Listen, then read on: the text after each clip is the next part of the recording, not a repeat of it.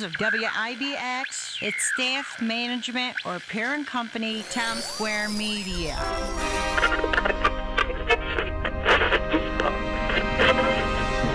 If we take the jail first, we'll have a place to lock up all the others. Then there's Keeler. He took over the bank as soon as the judge was murdered. But I think that's because when you make tough decisions, you're left to deal with the repercussions.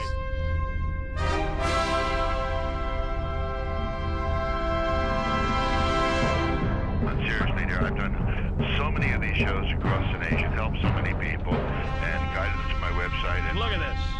What is this, a joke program? I mean, what type of a program are you running here? Here comes the ball. Go. Did you hear that hair? Be hungry. First on Fox Sports. New York! Morning radio personality Bill Keeler is no longer on the air. He was fired yesterday over a contract. Father O'Shaughnessy? Yes. Great Paul well in Lynchburg, Virginia. How are you? Good morning, Jim.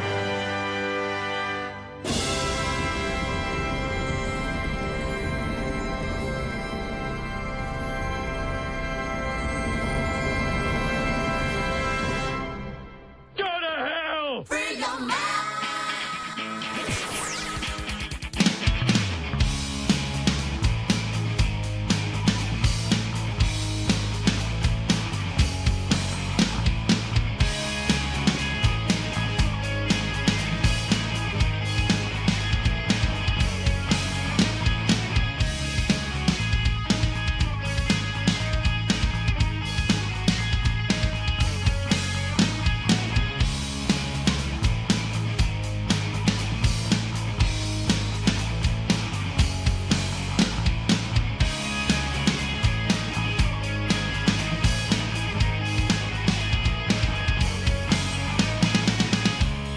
Well, this is actually yesterday was the shocker, right? I mean, when you woke up and you saw snow coming down, in some cases hard, it's like, well, we kind of knew this was going to happen. And then as everybody's all, it just blows my mind, everybody's all flipping out. It's April. Yeah. I mean, this isn't a surprise. And it'll be 60 by Wednesday. Right. In the 60s. It's a little, as they say in The Sopranos, it was a little stutter step. Yeah, I like it. I like that. Did you see the half marathon where the robot ran and won? No, but this doesn't surprise me. So I believe it's a Japanese or maybe Chinese, I don't know, and running in a half marathon beat the humans by quite a distance. Yeah, no shock. No shock there. It's like saying your car, and the car beat the human. I was just going to say, I have a car that could have won the race also, by the way. However, what I find, though, significant about this is if you look at last year's half marathon, the same company ran their robot in last year's, and as it came across there was must have been like a wire going across the road, so you know how they'll put those little plastic ramps up so you're not driving over the wire. It's like a little bump. Like a speed bump, The thing hit the bump, crashed, and then just crashed into 1,000 pieces. Oh. That was last year. And now this year didn't hit the bump, made it through, and won the race.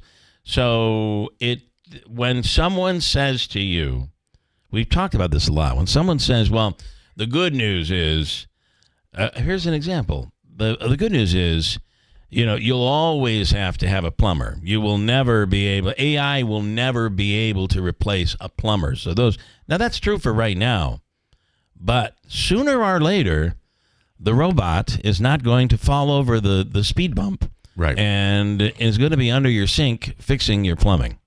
So it's coming.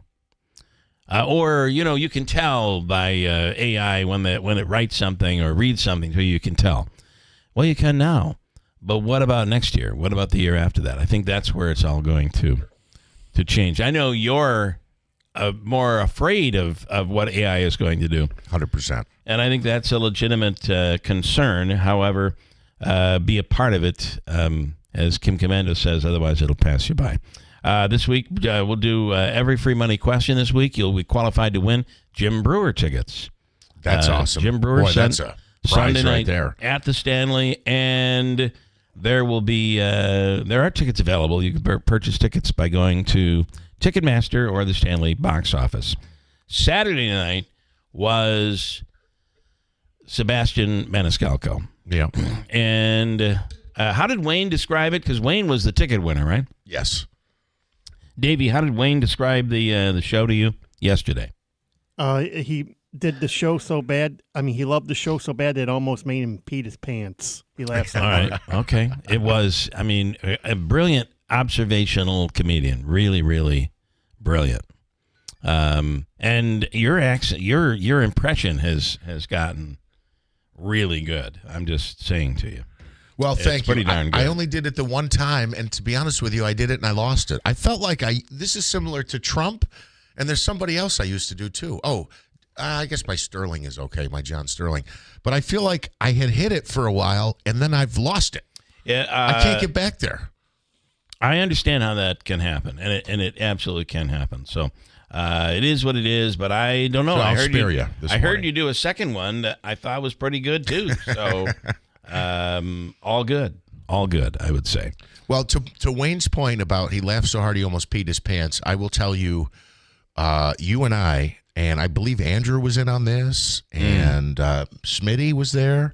Is this Jim Brewer? Jim Brewer. When we went to see him. I'm telling you, he was 45 seconds into his act, and my face was hurting. I was laughing so hard. And it was his whole Aaron Judge about the Mets. I mean, he's got a ton of great stuff that's hilarious, but he is Another just so great funny. Observational Yeah. comedian who's So- just taking scenarios that happen to people every day that you wouldn't even think about, but happen to you. So Friday night, I had trouble sleeping. So Mm. I put on YouTube. I put on Jim Brewer, Jeff, the one you were talking about, his AC/DC impression. Yeah. Oh, my God.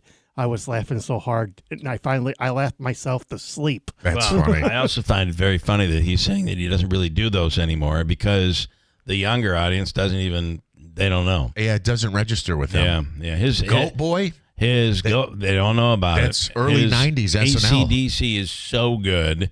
His what's his name? The mobster. So good. And he did Metallica, too. And didn't he? Metallica, yeah, he plays in a band, like in a heavy metal band. So, Yeah. anyway, that show is Sunday night, and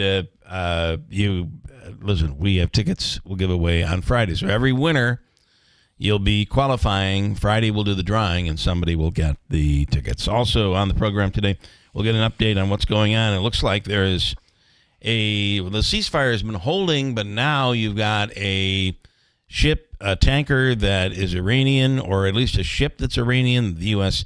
has fired on, that was trying to break their blockade. Iran saying they're going to retaliate. There's supposed to be a meeting for peace, maybe, tonight. We don't know where that's going. We'll get an update from Jonathan Savage on that from Fox News. What else do we have? Bicus free money question. We'll get into that. I mentioned Utica Councilman Joe Beatrice is on today. A lot of stuff happening in Utica politics right now. Yes, and among the things we'll talk to him about is this vacant property registry. So what the intent behind it was and what it actually means for those who own properties that might be considered vacant. So we'll talk about that. And I want to quickly, if we can go back to Iran for a second. So what happened Friday was, I think, at least to start the day, both sides were in agreement on a ceasefire, and the stock market went up, oil prices came down. Everything, yeah. Big moves. Everything was great, and then it was great. It was really great. Never seen anything like it. And then all of a sudden, things went sideways, and I don't know if they attacked a cargo ship or we. I don't know. Well, exactly Iran what made happened. an announcement that we have a blockade, and we're blocking any Iranian ships. Iran then came out on Friday and said, just ignoring the whole blockade, and said the Strait of Hormuz is wide open. The war has ended. At least there's a ceasefire right now in Lebanon, and for that reason, everything is open. Yep. So almost like this is like something children do. I hate to say. And so their response was, I'm ignoring that you said you're running it. I'm running it, so I'm telling you it's open. So Trump's response, you just knew our response is going to be, no, we're running it. Sorry, not you. And we have a blockade going, and that still exists. So don't try to put your ships through this through the strait here. That's where you knew it was something. And then, of course, they did. We reacted exactly the way you would expect, stopping the ship. And now what does that mean? Iran says it'll retaliate. Well, and something else here that happened, and I'm double-checking. I don't see it immediately in a headline. Did Trump refer to it as, I don't know if this was AI or real, did he refer to it as the Strait of Iran? Maybe not. Maybe that didn't happen. A lot of stuff that is. It might have been I can't AI. even tell what's real and what isn't real. I know. This is the problem. I feel like it should be mandated. Like if someone takes a photo here, Davey, right, and another news outlet wants to use it, it's got to say accredited to WIBX or credited to Davey Smith, right? Yes. I feel like anything that's out there that's AI needs to be marked as such. We are, and the problem is right now, some of the things that are coming out of the social media of President Trump and even out of his mouth during these long press conferences, it just seems crazier than ever. So when you see something crazier than ever, you're like, well, it could be true. Maybe it's not true. I just saw a live speech that I know was live, and he said crazy crap. So what's real? It's hard to follow right now. Getting a little nervous about all this. A couple of comments here. Listen, and we haven't talked about this, but Bill Morehouse, hope all is good with your health. And the answer to that is, if we're talking mental, let's not get into it. Otherwise, my cancer numbers were really, really good. Awesome. We're all happy to hear that. Thank you. I'm venting, but I'm a 65-year-old man who's been a diehard Mets fan since my first baseball game I watched in 1969, the World Series Orioles versus the Mets. I was a little 8-year-old. I was hooked on meet the Mets, but it might be done, officially done. Never been more frustrated in my life with the Mets, and there doesn't seem to be a light at the end of this tunnel. This historic losing streak, maybe 20 games, I'm done. The fun is gone, and quite frankly, I don't see a lot of talent. I watched yesterday's game. We were up 1-0. I kind of, a really great pitching and defensive performance. But again, here we are, top of the ninth. We've got runners at second and third, and one out maybe, and we can't get someone home, and end up giving up the run to tie in the 10th inning, and then win. Was it the 10th inning? It was. Yeah, 2-1. We stopped him in the 9th. So there you go. Just terrible. And who was that about the Mets? That was Bill Morehouse. All right. So I feel like we've changed stadiums, but I feel like the Mets theme song should evolve for this season, where it's Meet the Mets, Meet the Mets. Again, they've changed homes, so it's not come to Shea, but come to City and sweep the Mets. It's like 11 straight losses. Yeah, it's really bad. And tonight they come home. Oh, Smitty's happy about it. Be careful what you laugh at there, Davey. I told you that before. And then Mike this morning. Don't worry about the AI and the robots taking over for plumbers. Far before that, they will have gotten rid of humans, so there'll be no need for a plumber. And I'm now seeing on news articles that say produced by AI and may contain mistakes in news articles. And I've seen the same thing. Wayne this morning loved there was a guy that came and sat in the front row of the Maniscalco show on Saturday night, and he was wearing a panda shirt. And it was a panda, like the big face of a panda. And you can only imagine that Sebastian went all over that. Very, very funny. Oh, okay. Built it into his show. I saw Jim. He made my face and gut hurt. I needed physical therapy after. What is the difference between AI and photoshopped or edited? Well, photoshopped would be done by a human. Right. Right. And things will get better when Soto gets back, says Wayne. I hope so, but I'm not sure that I'm confident in that, to be honest with you right now. Yeah, I'm not sure that I am either. It's sooner or later this will end, and I'd rather do this now than later, I guess. Right. I mean, again, last year, I just watched a recap of this last night, how we ended last season. The Mets were 21 games over 500, I believe 45-24. They had a near, it was like 96.9% chance to make the playoffs. And obviously we finished the year 38-55, which was horrific. Yeah. And I'd rather start this way, I guess, than the way we've blown backwards, it. right. And go the other way. So, well, we will see. Look at the Comets in their comeback. I was just going to say. Had it not, I mean, somehow Rochester made it into overtime, and they received a point that finished off the Comets. Otherwise, Comets were going to the playoffs. A similar situation here where you look back and you go, boy, if we could have just got a point in those early games, we could have just found a way to win one of those close ones in the first 10 games. I'll just draw the parallel between them and the Mets. I would rather struggle now than later, but a win is a win, and we need to get them. No doubt about it. You don't want to be at the end of September going, geez, if we had won game 17, we'd be in today. Yeah, and you don't want to be in the Comets situation where you got to rely on somebody else to get lose. you in. Yeah. So, 6:39. Sorry, I thought the 6:39. power went down here. Well, I normally would just hit this, and that would happen, and somehow I just shut my mics off. Here's Manaski with an update here this morning. Bill, we have cloudy skies and 31 degrees. Don't worry, we'll warm up as the week goes on. Right now, Iran says it is staying out of peace talks with the U.S., and there was a planned discussion today in Pakistan. A foreign ministry spokesman said the U.S. has violated the 2-week ceasefire.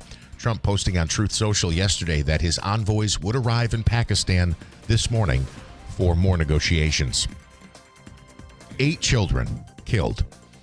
A mass shooting in Shreveport, Louisiana. Local authorities say it happened early Sunday morning after reports of a domestic disturbance. The suspect, identified as Shamar Elkins, was shot and killed by officers after a brief chase. He was the father of 7 of those 8 victims. A major earthquake triggering tsunami warnings off the northeast coast of Japan. The Japan Meteorological Agency put the quake's magnitude at 7.5. Some areas are under evacuation advisories this morning. The Trump administration's tariff refund system opens today.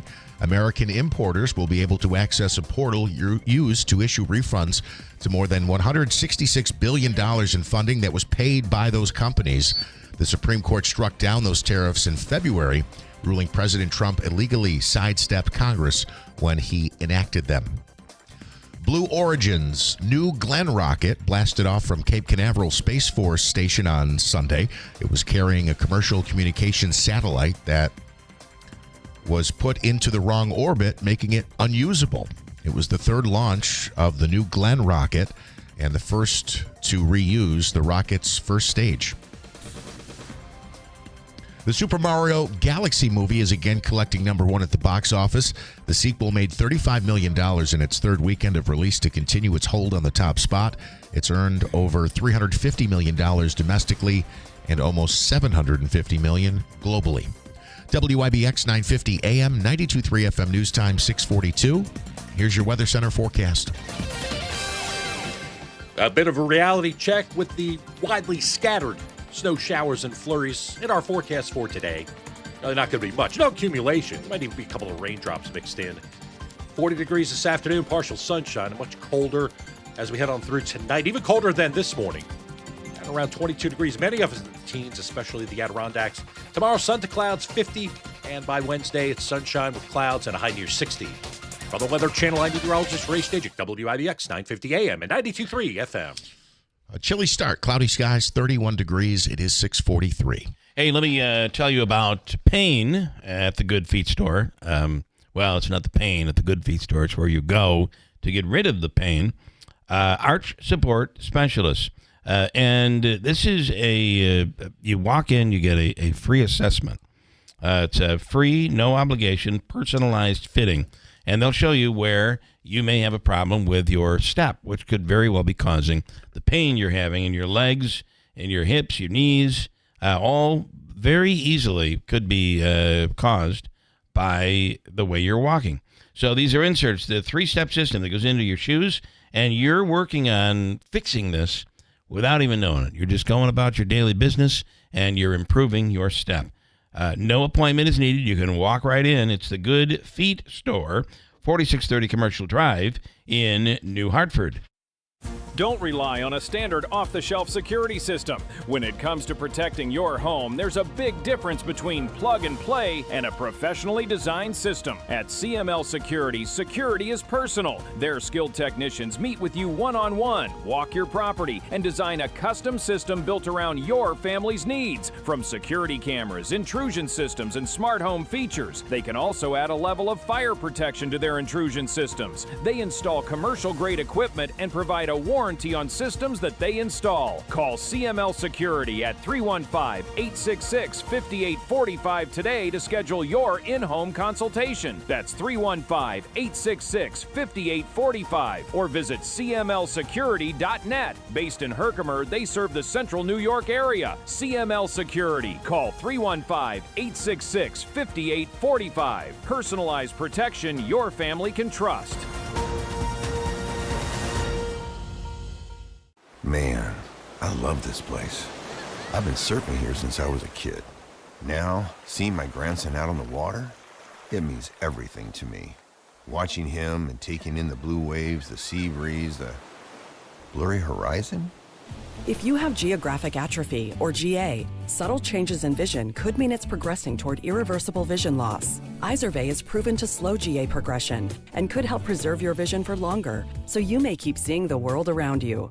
Izervay, or avacincaptad pegol, is an eye injection. Don't take it if you have an infection or active swelling in or around your eye. Izervay can cause eye infection, retinal detachment, or increased risk of wet AMD. Izervay may cause blood in the white of the eye, blurred vision, or a temporary increase in eye pressure. Do not drive or use machinery until vision has recovered after an eye injection or exam. Ask your retina specialist how you can slow your GA with Izervay. To learn more, call 1-855-IZERVAY or go to izervay.com. Paid for by Astellas Pharma. Hurt in a car? Call William Attar. 315-444-4444. Don't overpay for your next mattress. Mattress Express is upstate New York's largest specialty bedding retailer. Bring in any locally advertised price on a brand we carry. We will beat the price.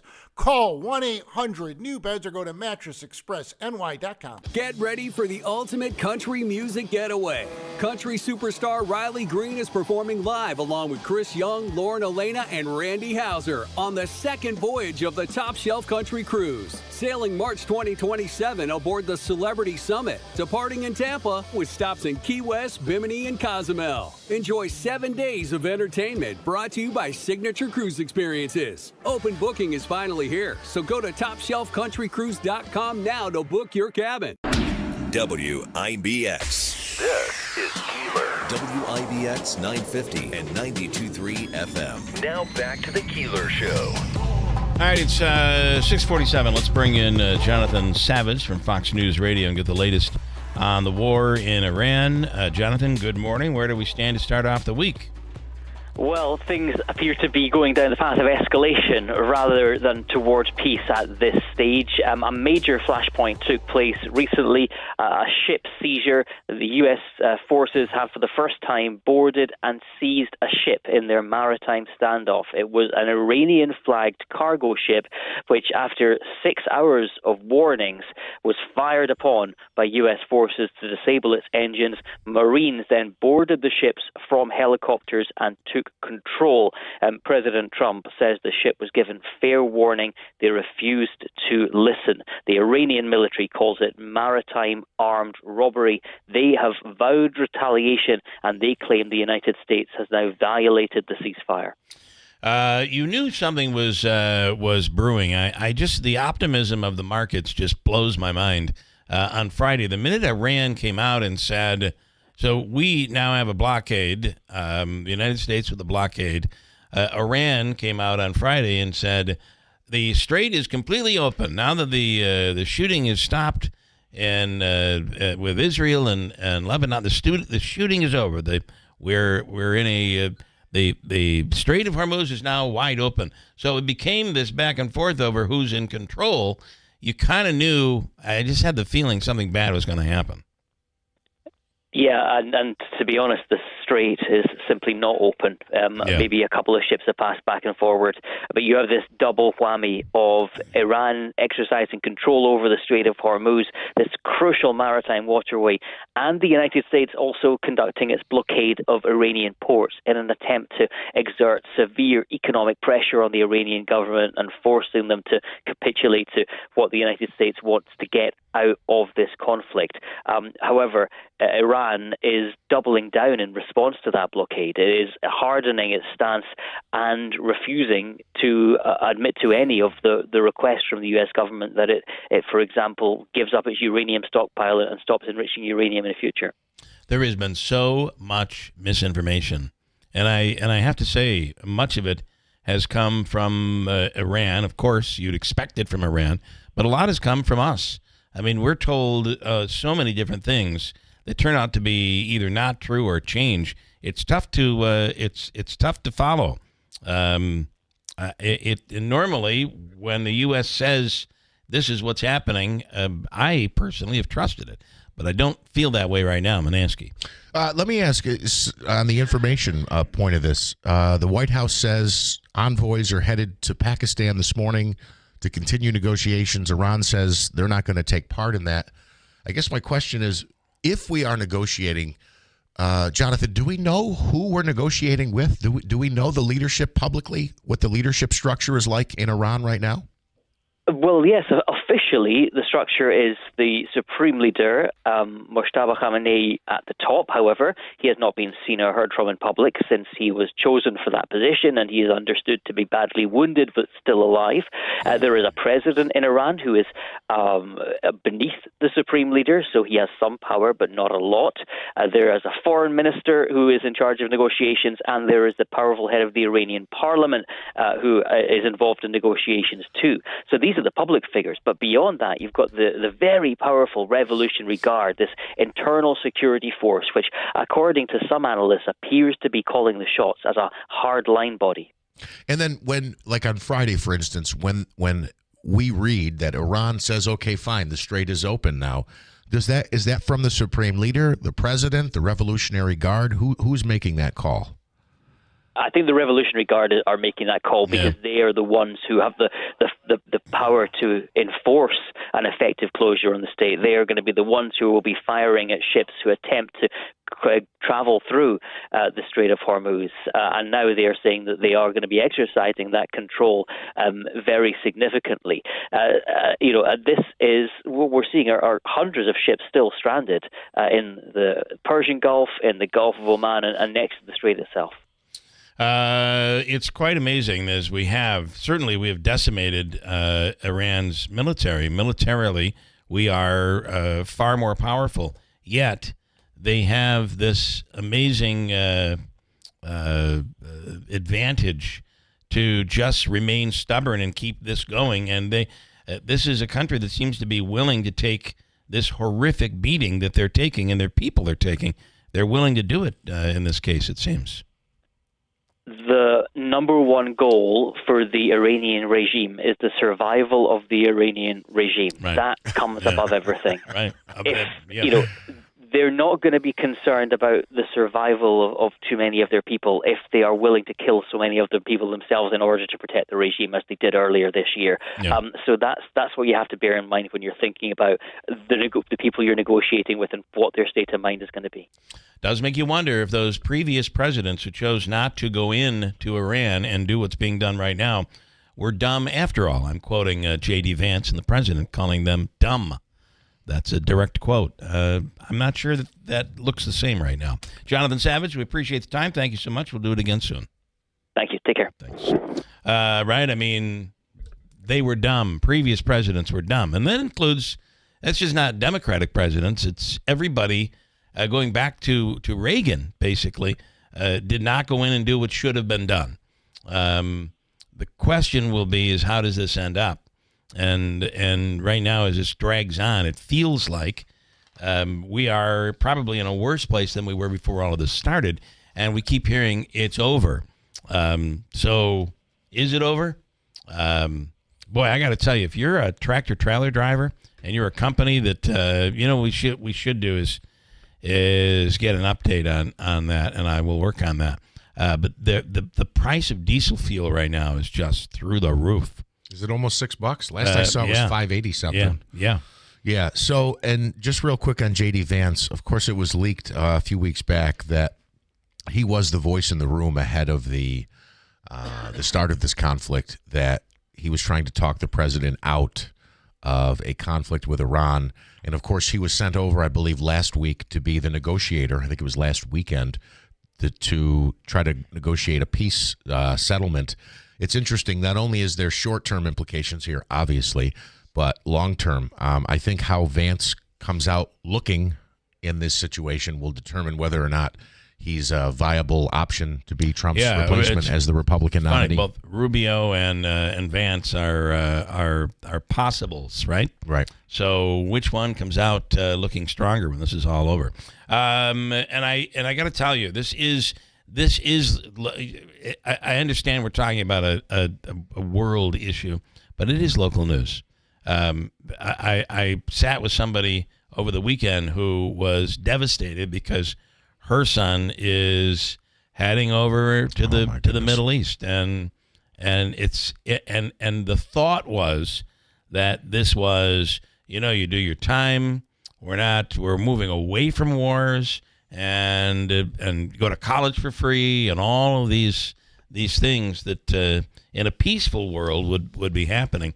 And at least for this mother, she's scared to death. So but that is war, and that is where we are right now. So as I would be too. I don't think anybody wants to see a loved one going over to a conflict of any kind in any country. Here is I want to read this, and you tell me where this happened. An older woman alerted police that another woman had just stolen her purse. Police man jumps on his horse, chases the woman who stole the purse down, and catches and arrests her.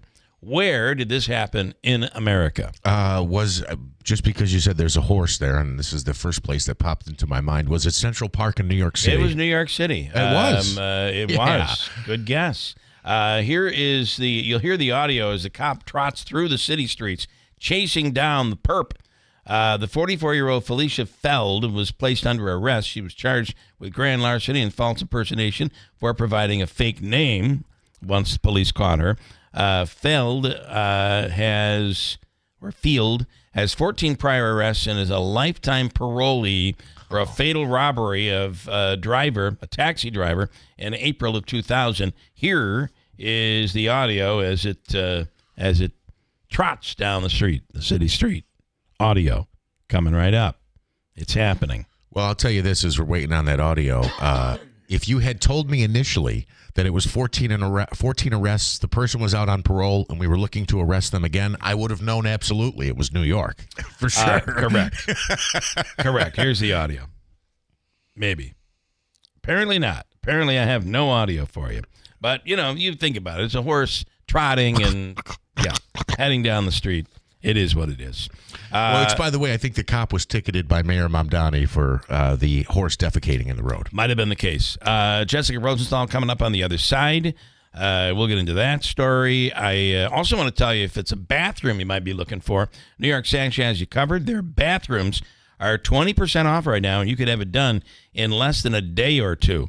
Thousands of bath installations. Our family has done this. It really is amazing. They start on a Tuesday, and on Thursday, you're using the bathroom. It's over. They've left. And you have a beautiful, brand new bathroom. And right now, you can see them over in their showroom at Riskinny Boulevard in Whitesboro. And you can take advantage of 20% off right now. Visit the showroom, $349 at Riskinny Boulevard in Whitesboro, or start the process online at NewYorkSash.com. WIBX. This is Keeler. WIBX 950 and 92.3 FM. Now back to the Keeler Show. Finding great candidates to hire can be like, well, trying to find a needle in a haystack. Sure, you can post your job to some job board, but then all you can do is hope the right person comes along. Which is why you should try ZipRecruiter for free at ZipRecruiter.com/free. ZipRecruiter doesn't depend on candidates finding you. It finds them for you. Its powerful technology identifies people with the right experience and actively invites them to apply to your job. You get qualified candidates fast. So while other companies might deliver a lot of hay, ZipRecruiter finds you what you're looking for. The needle in the haystack. See why 4 out of 5 employers who post a job on ZipRecruiter get a quality candidate within the first day. ZipRecruiter, the smartest way to hire. And right now, you can try ZipRecruiter for free. That's right, free at ZipRecruiter.com/free. That's ZipRecruiter.com/free. ZipRecruiter.com/free. ZipRecruiter. Okay. Listen, the Falcon Clinic in Washington Mills is the area's premier osteopathic medical clinic, and right now they are once again accepting new patients. If your doctor is retired or you're just no longer satisfied, if you're sick of maybe a 2 o'clock appointment and waiting in the waiting room for 2 hours and getting in after 4, it happens all the time as they overbook, that will not happen to you at the Falcon Clinic.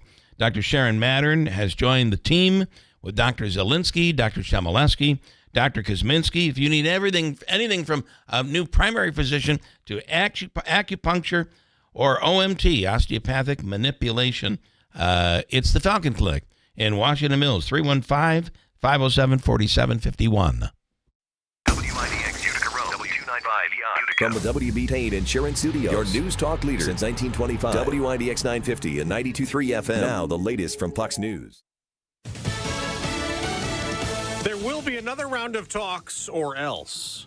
I'm Dave Anthony, Fox News. That's President Trump's message to Iran as U.S. negotiators leave today for Pakistan for another round of talks ahead of the ceasefire's expiration tomorrow. I spoke with President Trump over the weekend, who told me if the deal isn't done, the deal that we made, then I'm going to take out their bridges and their power plants. He went on to say, if they don't sign this thing, the whole country is going to get blown up. Fox's Trey Yingst also reports from Tel Aviv. At this point, the Iranians say they've not yet agreed to attend these talks on Tuesday. And overnight, state media was saying the talks weren't even going to take place. This after an escalation in the Strait of Hormuz that Iran calls armed piracy, vowing to retaliate to the U.S. military, intercepting and overtaking an Iran-flagged cargo ship. U.S. Central Command says that the cargo ship tried to evade the U.S. blockade. The destroyer repeated warnings to the cargo ship for 6 hours before blowing a hole in the ship's engine room. Marines then boarding that ship by helicopter in what is the first interception since the U.S. began its naval blockade of the Strait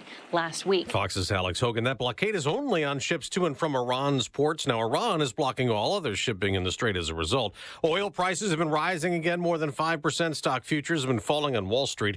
They are mourning and in shock in Shreveport, Louisiana, the day after a man went on a shooting spree targeting kids, murdering 8. 7 of them were his own children. 2 other people, the mother and another woman, were also wounded and are in critical condition. The suspect died after a police pursuit and is being identified as Shamar Elkins. Investigators did not say what started the violence, but are confident it was a domestic incident. Fox's Ashley Strohmeyer. Fear may be subsiding in northern Japan after a powerful earthquake off the coast triggered a tsunami warning with up to 10-foot waves possible, but the Pacific Tsunami Warning Center now says the threat has passed. Waves of 2 to 3 feet were reported. America's listening to Fox News. Born on America's darkest day, 9/11/01, the Tunnel to Towers Foundation has been helping American heroes ever since. Heroes like FDNY Lieutenant Edward J. McDonough Jr. McDonough served at Ground Zero. He later lost his life to a related cancer. The Tunnel to Towers Foundation was able to honor his sacrifice by paying off the family's mortgage. Donate $11 a month, and you can amplify your impact with a car or land donation. Just go to their website, the letter T, the number 2, the letter T.org. Progressive presents Heroes That Keep Truckers Going. Today's hero, the Rest Up Bathroom Custodian. Is there toilet paper? No. Paper towels? No. Clean stalls? Also no. But the soap dispenser is full, and that counts for something. Thanks, hero. Know what else keeps truckers going? Progressive's expanded cargo protection through their enhanced Cargo Plus coverage. Get a quote at progressivecommercial.com. Progressive Casualty Insurance Company and affiliates. Coverage subject to policy terms, limits, and conditions. Not available in California. While the U.S. military continues to enforce that blockade on Iran's ports in the Strait of Hormuz, other American troops are playing war games. Military drills with the Philippines. More than 17,000 American and Filipino military personnel are involved in the Balikatan exercise. That name is the Tagalog word for shoulder to shoulder. It'll last almost 3 weeks and include mock battle scenarios and live fire maneuvers. Some locations face the South China Sea, much of which China claims as its own, but ownership is disputed by its neighbours. Balikatan is bigger this year. It also involves troops from Japan, France and Canada. Marine Lieutenant General Christian Wortman says the exercise shows American focus on the Indo-Pacific and an ironclad commitment to the Philippines. Jonathan Savage, Fox News. Companies that want payback from the U.S. government can apply for tariff refunds starting this morning. After the Supreme Court struck down tariffs enacted under the International Emergency Economic Powers Act, the Court of International Trade ordered Customs and Border Protection to refund all duties collected under IEEPA, as much as $175 billion worth. CBP created a new system meant to receive applications starting today. Not every importer or broker can apply at first. More complex cases will be addressed in later phases. The president signed an order re-implementing tariffs under a different authority called Section 122, but those expire in late July. The administration has existing tariffs relating to steel, aluminum, certain minerals, and tech products under other authorities, and use of those authorities could expand. Jessica Rosenthal, Fox News. The Boston Marathon starts in a few hours with security in place along the race route 13 years after the deadly bombing near the finish line. In the NBA playoffs, Orlando upset the top East seed Detroit in their first-round opening game. The West's top seed Oklahoma City blew out Phoenix in their Game 1. Boston, San Antonio also won openers. In hockey, Buffalo, Colorado, Montreal, and Vegas won NHL first-round opening games. I'm Dave Anthony. This is Fox News.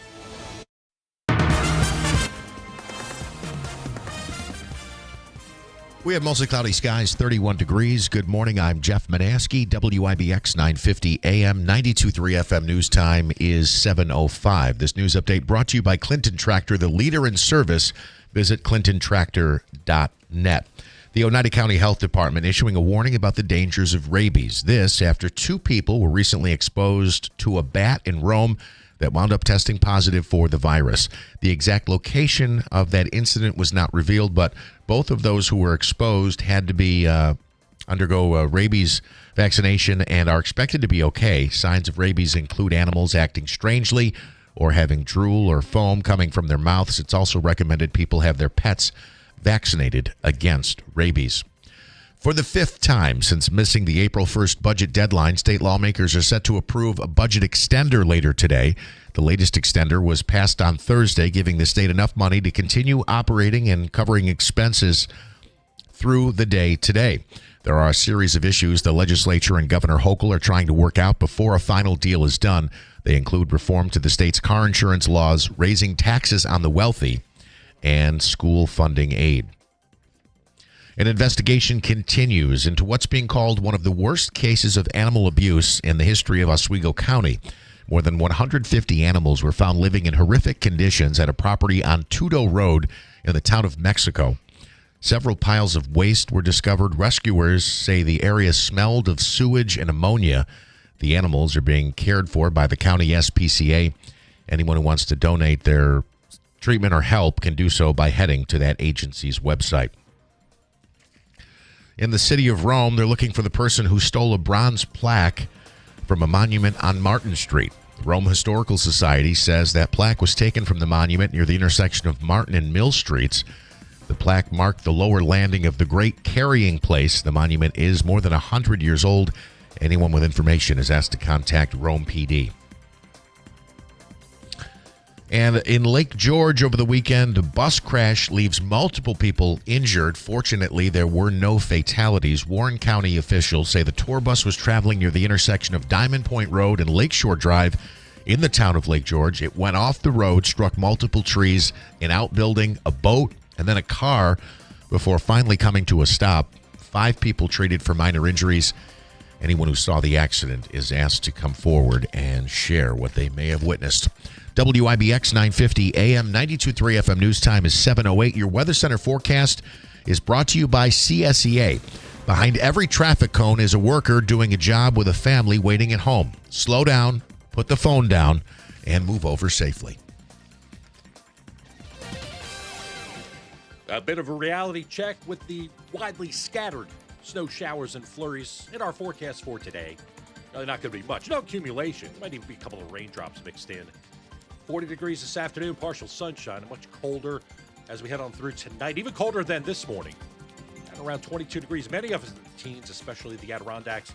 Tomorrow, sun to clouds, 50. And by Wednesday, it's sunshine with clouds and a high near 60. From the Weather Channel, I'm meteorologist Ray Stajic, WIBX 950 AM and 92.3 FM. Cloudy skies, 31 degrees at 7:09. All right, in sports, we'll begin with the Utica Comets, who just missed the postseason. A backdoor effort to get into the playoffs. The Comets ended the season hot. I think they went 8-2, 1-1 in their final 12 games. But the Comets needed a loss yesterday from Rochester, a straight loss. Rochester wound up losing, but they did so in overtime, so they pick up a point there. And they claim the final playoff spot. The Comets, unfortunately, saw their season come to an end on Sunday afternoon. Baseball, the Mets now in freefall mode, 11 consecutive losses. They fell to the Cubs 2-1 in 10 innings in Chicago yesterday. MJ Melendez slugged his first home run of the season, a solo shot. As I mentioned, the Mets have dropped 11 straight. They're off today. They'll host the Minnesota Twins for the start of a 3-game series tomorrow at Citi Field. The Yankees completed a sweep Sunday, 7-0 your final over the Kansas City Royals. Aaron Judge, Ben Rice, and Trent Grisham all went deep in the win. The Yankees have won 4 of their last 5. They now head to Boston to start a 3-game series against the Red Sox tomorrow. NBA playoffs, the Knicks in action tonight. They'll take on the Atlanta Hawks in Game 2. The Knicks were victorious in Game 1 against the Hawks. That is a best-of-7 series. Elsewhere in the NBA on Sunday, the Celtics and Jason Tatum beat the 76ers 123-91. Oklahoma City, the defending champions, knocked off the Suns 119-84. The Magic pulled off a Game 1 upset. They are the 8th seed. They beat the top seed in the East, Detroit, 112-101 in the Motor City. And the day was capped off by the Spurs and Victor Wembanyama beating the Blazers 111-98 in the Lone Star State. Action continues tonight. As I mentioned, the Knicks are in action. Also, the Cavs will take on the Raptors, and the T-Wolves visit the Denver Nuggets. All of those are Game 2s. The Stanley Cup playoffs on Sunday. The Avalanche beat the Kings 2-1. Tampa Bay fell to the Canadiens 4-3. The Buffalo Sabres scored 4 goals in the final 8 minutes to beat the Boston Bruins 4-3 in what was their first postseason game since 2011. Also, the Vegas Golden Knights scored 3 times in the third as they beat Utah by a final of 4-2. Smitty, I'll mention this for your sake. NASCAR over the weekend. Tyler Reddick stays hot. He's been dominant so far this season. He won in the Advent Health 400 at Kansas Speedway. The driver of the number 45 car held off Kyle Larson to earn his 5th victory of the season already.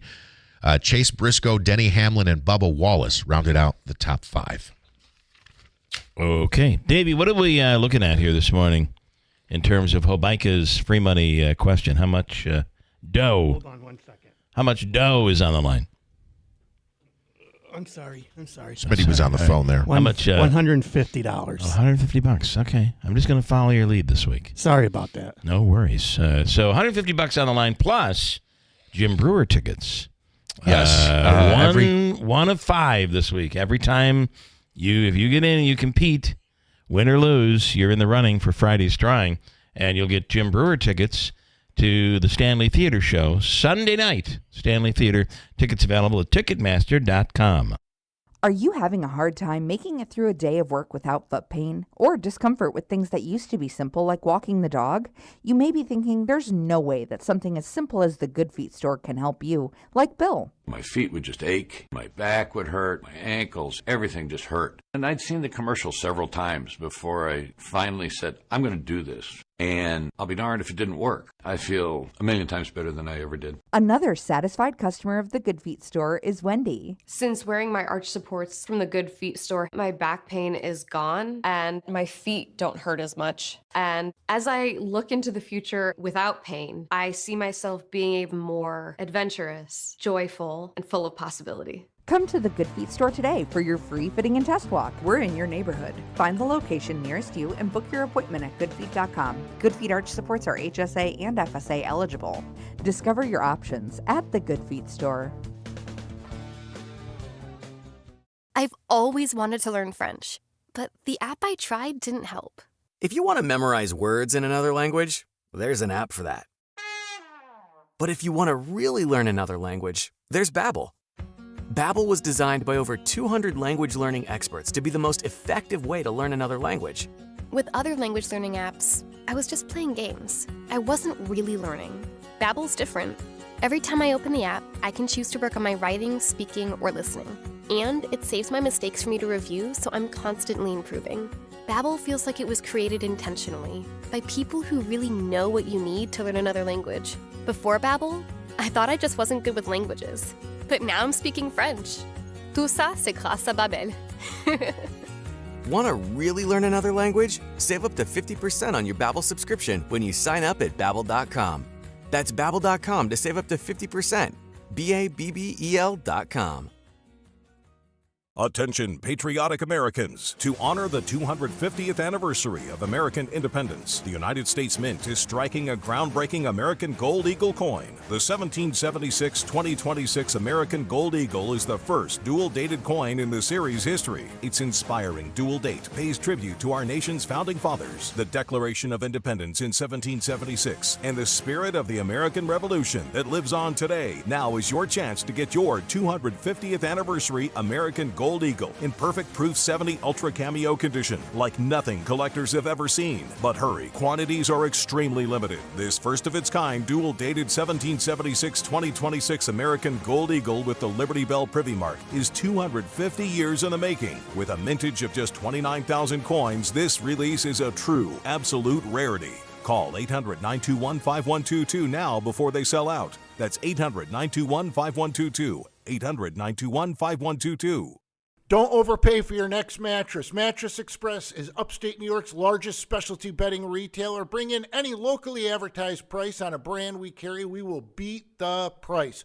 Call 1-800-NEW-BEDS or go to mattressexpressny.com. I need a little range, step to the range, come on, meet me at the Introducing the new Chick-fil-A Jalapeno Ranch Club Sandwich. With that juicy Chick-fil-A chicken on a buttermilk ranch bun, jalapeno ranch sauce, and pickled jalapenos, it's a little ranch with a lot of kick.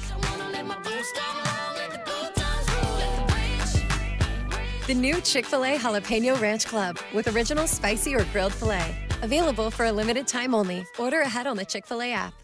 Hello, I'm Oneida County Executive Anthony Pacenti. This year marks the 250th birthday of the United States, and we've assembled a special commission to help organize events across our community. In the months ahead, we'll highlight why this is such a historic time for our region. From the signing of the Declaration of Independence to the turning point of the Revolutionary War, the Battle of Oriskany. You'll learn about the people, events, and local impact that shaped our nation. Our goal is simple, to help you love the history where you live, right here in Oneida County.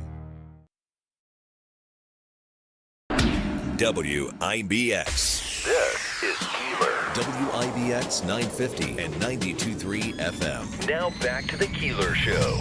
Well, I thought we were going to be talking today about the Comets making it into the playoffs. And then you see Hershey is up, and then it goes to overtime. But if you saw, I think Hershey won the game. Yeah. But because it went to overtime, Rochester got a point, and therefore the Comet season comes to an end. Crazy. Yeah, a great end to the season for the Comets. Oh, I think in the last really well. dozen, 8-2, 1-1. Yeah.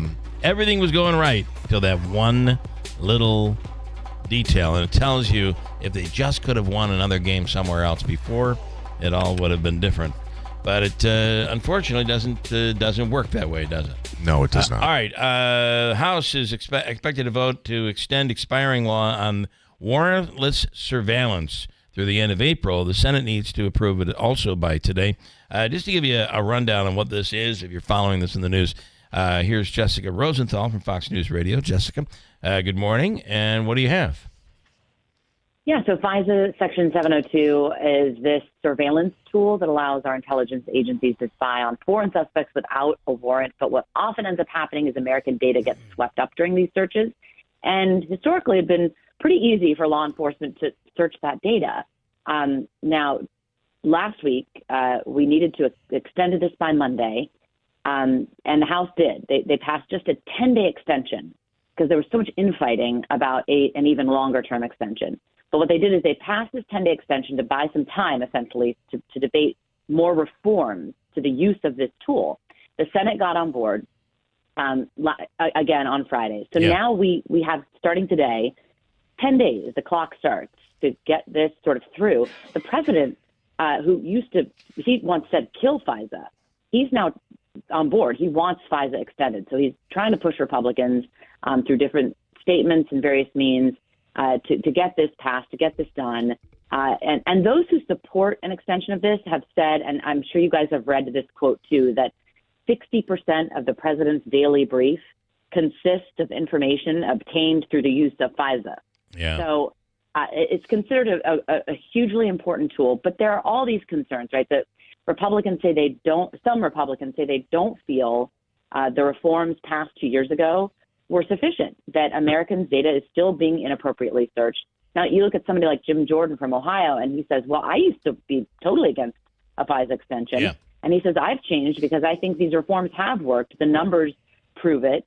There used to be like millions of searches of Americans' data. It's now down to like 9,000.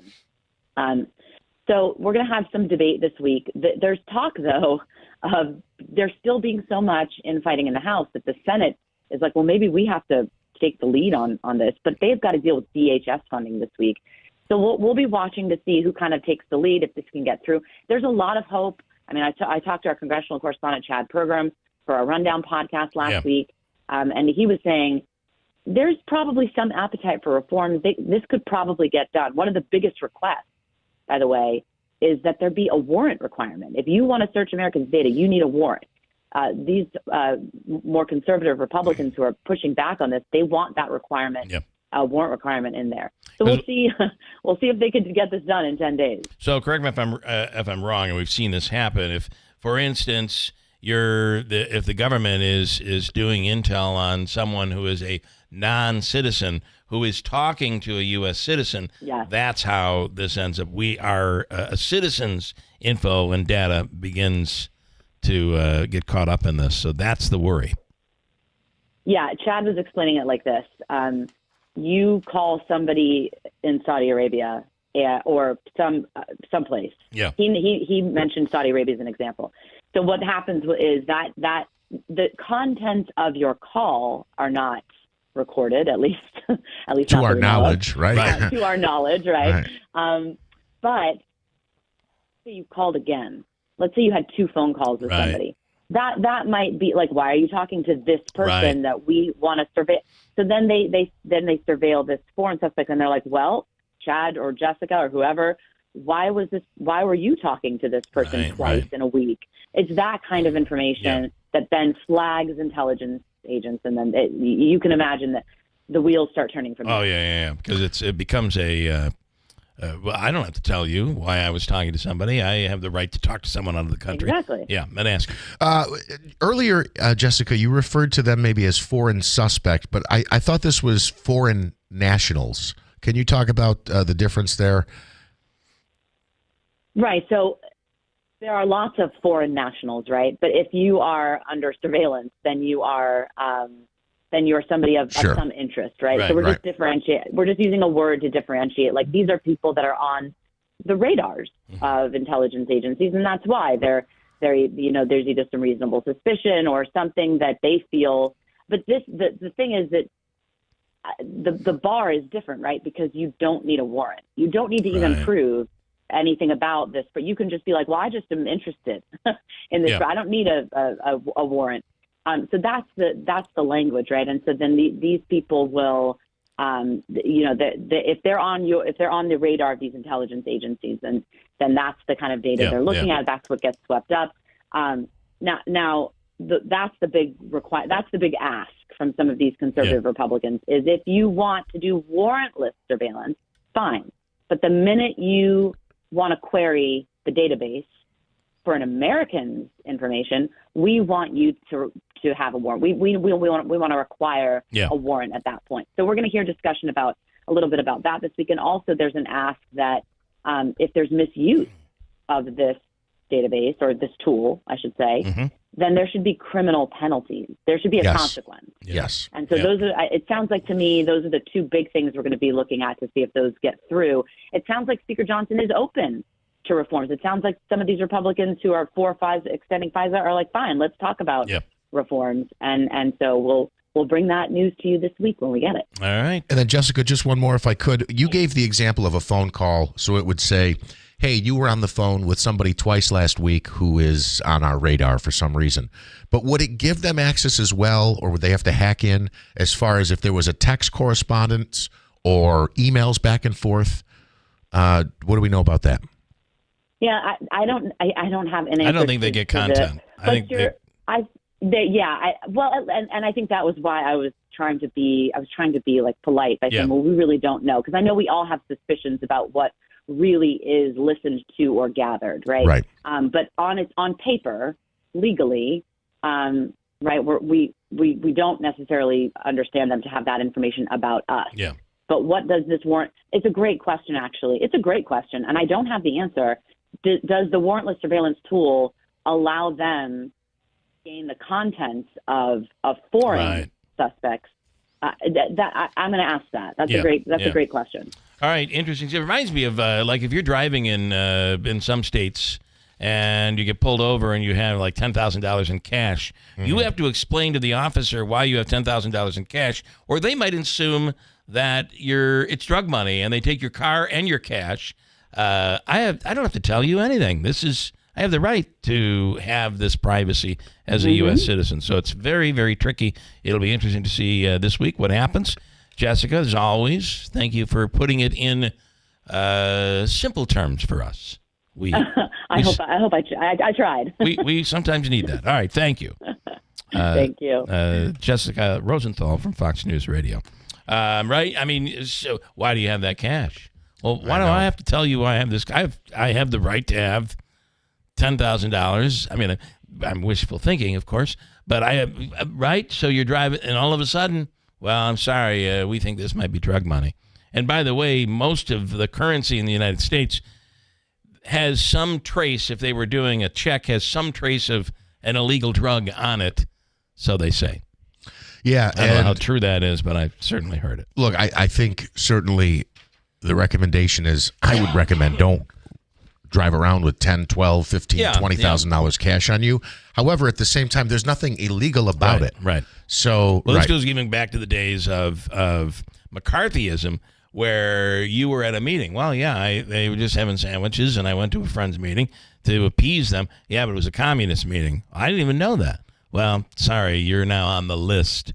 That's what happened back then, post-World War II. So, crazy stuff. Not to mention, some people don't believe in banks necessarily. There are those. I'm not one of them, but other people believe that. There are those. Mike, does this watching phone calls include monitoring Kash Patel when he calls for a beer delivery? Holy moly. Did you see the story what's the out of the story? Atlantic? Oh, my goodness. Which Patel is saying, I will see you in court. I am suing you. Here's the problem. He's been kind of absent. And even those in the FBI are wondering, why is he so absent? This is according to this report. The other part is the Atlantic had 7 or 8 sources on every topic that was brought up. And these sources, I guess all 7 could be lying. I guess that's possible. But you have 7 sources, not 2, saying that he has a very, very bad alcohol problem and drinks to excess on a regular basis, and it's beginning to become a problem with his job.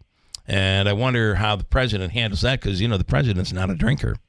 So it'll be interesting to see. Is it all bogus? Patel, of course, says, of course it is. But immediately for me, the picture of him partying and boozing it up with the U.S. Olympic hockey team pops in my head. I don't know. Is it real? But 7 sources boy, you got a lot of people saying the same thing here. Now, one thing, and I don't know if you had heard this. I had heard same thing about Pam Bondi, though. In fairness, that she was hitting the bottle pretty heavy toward the end there. It's funny because when you heard about Pam Bondi and you're like, I don't think she's going anywhere. The president just talked nicely about her. Hours later, she was gone. So this, if something's going to happen, could happen very quickly. Also, Kash Patel, this might be an AI quote. It's probably not real, but I believe he said, if I'm wrong, the next round's on me. Yeah, so that was how he yes. responded to those allegations. Nick LaBombarda, Yanks sweep KC. Listen, the Yankees are doing quite well. The Mets, not so much. Pretty rough for the New York Mets, as the Mets have lost another in a row. And Davey's smiling in there. Hey, Davey, I'm just saying, be careful. Meanwhile, he's smiling with a Syracuse hat on. How can anybody smile with a Syracuse hat after this year? Quick break. Manaski Does News coming right up. Do you have others? Lance always and Lee. a loyal fan. Huh? Always a loyal fan. You are. You want Lance before or after Sure, the go break? ahead. Okay, so Lance says, let's see. If you're looking for a bathroom, it's probably a good idea not to look for one in Utica in the public parks. So locked up like Sing Sing. And is it just that they're locked up, or is it they're in rough shape? And that's probably why they're locked up. I think the issue is the access to them. And that was brought up in the Common Council. We'll be able to speak with Joe Beatrice coming up in a few minutes. That'll be one of the topics we talk about. And there's more of that here. He said, I played Muni softball against Mr. Beatrice in the 90s. He seemed like a good guy. It surprises me that he called Counselor Wesluski, quote, this girl, end quote, when referring to her while making a statement during a meeting. Doesn't he feel that's a little chauvinistic? Maybe he should try to speak to the female counselors like he does to his male counterparts. It's an observation that many who watched the meeting have made, not just me. I will only say this. I don't think Joe meant anything negative, but Joe's a little old school. Having a daughter and a wife, I learned quite quickly that calling a female, especially an adult female girl, is a no-no these days. Yes, absolutely. He also However, I talked to Paul Buckley. He said, sweetheart is A-okay. Just for the record. Lance and Lee, and we agree 100% on this. He was glad to hear that you're in good health. Numbers are good. Somebody had said, well, something's got to be going on. You keep having to go back to Buffalo. I'm a part of a trial for a chronic myeloid leukemia and the medicine used to basically manage it. And I do feel bad when I see people, and you're in the elevator there, and there's just people in such terrible shape.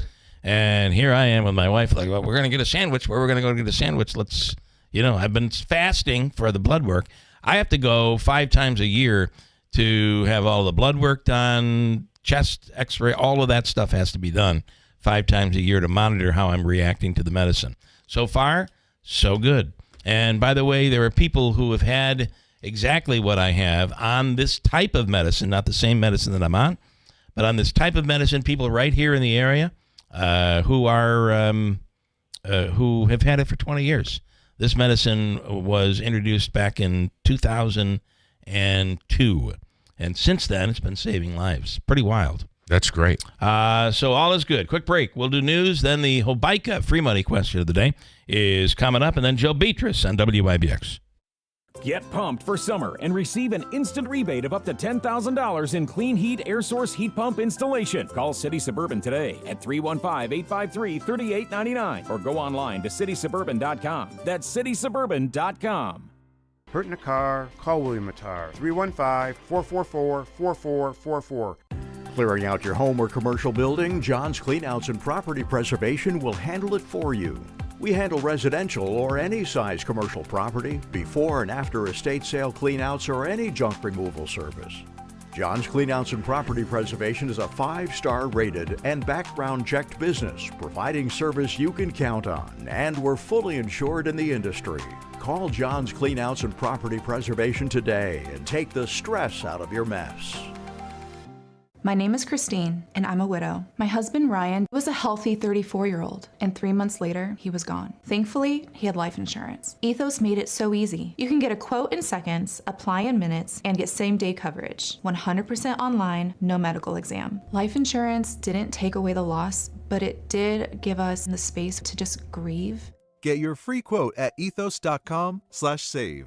Ethos.com/save. Paid spokesperson. Time spent on application may vary. Online health questions required.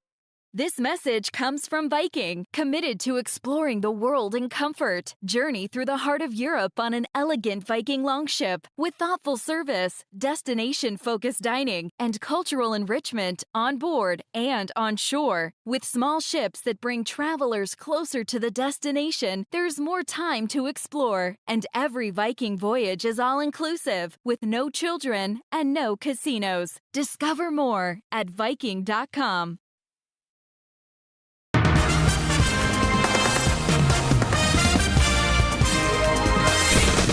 We have mostly cloudy skies, 31 degrees. Good morning, I'm Jeff Manaski, WIBX 950 AM, 92.3 FM. News time is 7:34. The war in Iran continues. The 2-week ceasefire is nearing its expiration date, and Iran now says it will not be participating in peace talks with the U.S., which were planned to take place later today in Pakistan. A foreign ministry spokesman says the U.S. has violated terms of the ceasefire. This all comes as President Trump has warned that the U.S. stands ready to knock out every single power plant and bridge in Iran if they do not accept a deal to end the war. A community in Shreveport, Louisiana is grieving today after 8 children, including 7 fathered by the shooter, were killed in a mass shooting. Local authorities say it happened early Sunday morning after reports of a domestic disturbance. The suspect, identified as Shamar Elkins, was shot and killed by responding officers after a brief police chase. 2 other victims were wounded in the incident, including the mother of Elkins' children. FBI Director Kash Patel says he's suing The Atlantic after an article reported colleagues are concerned about his erratic behavior and excessive drinking. Patel telling Fox Sunday Morning Futures that he needs to fight back against what he called fake news. The report cited current and former FBI officials and members of Congress as describing Patel as, quote, erratic, suspicious of others, and prone to jumping to conclusions before he has the necessary evidence, end quote. Hundreds of protesters hit with tear gas and rubber bullets in Wisconsin during a failed attempt to raid a medical research lab that experiments on beagles. The weekend raid was thwarted by local authorities who made over 24 arrests.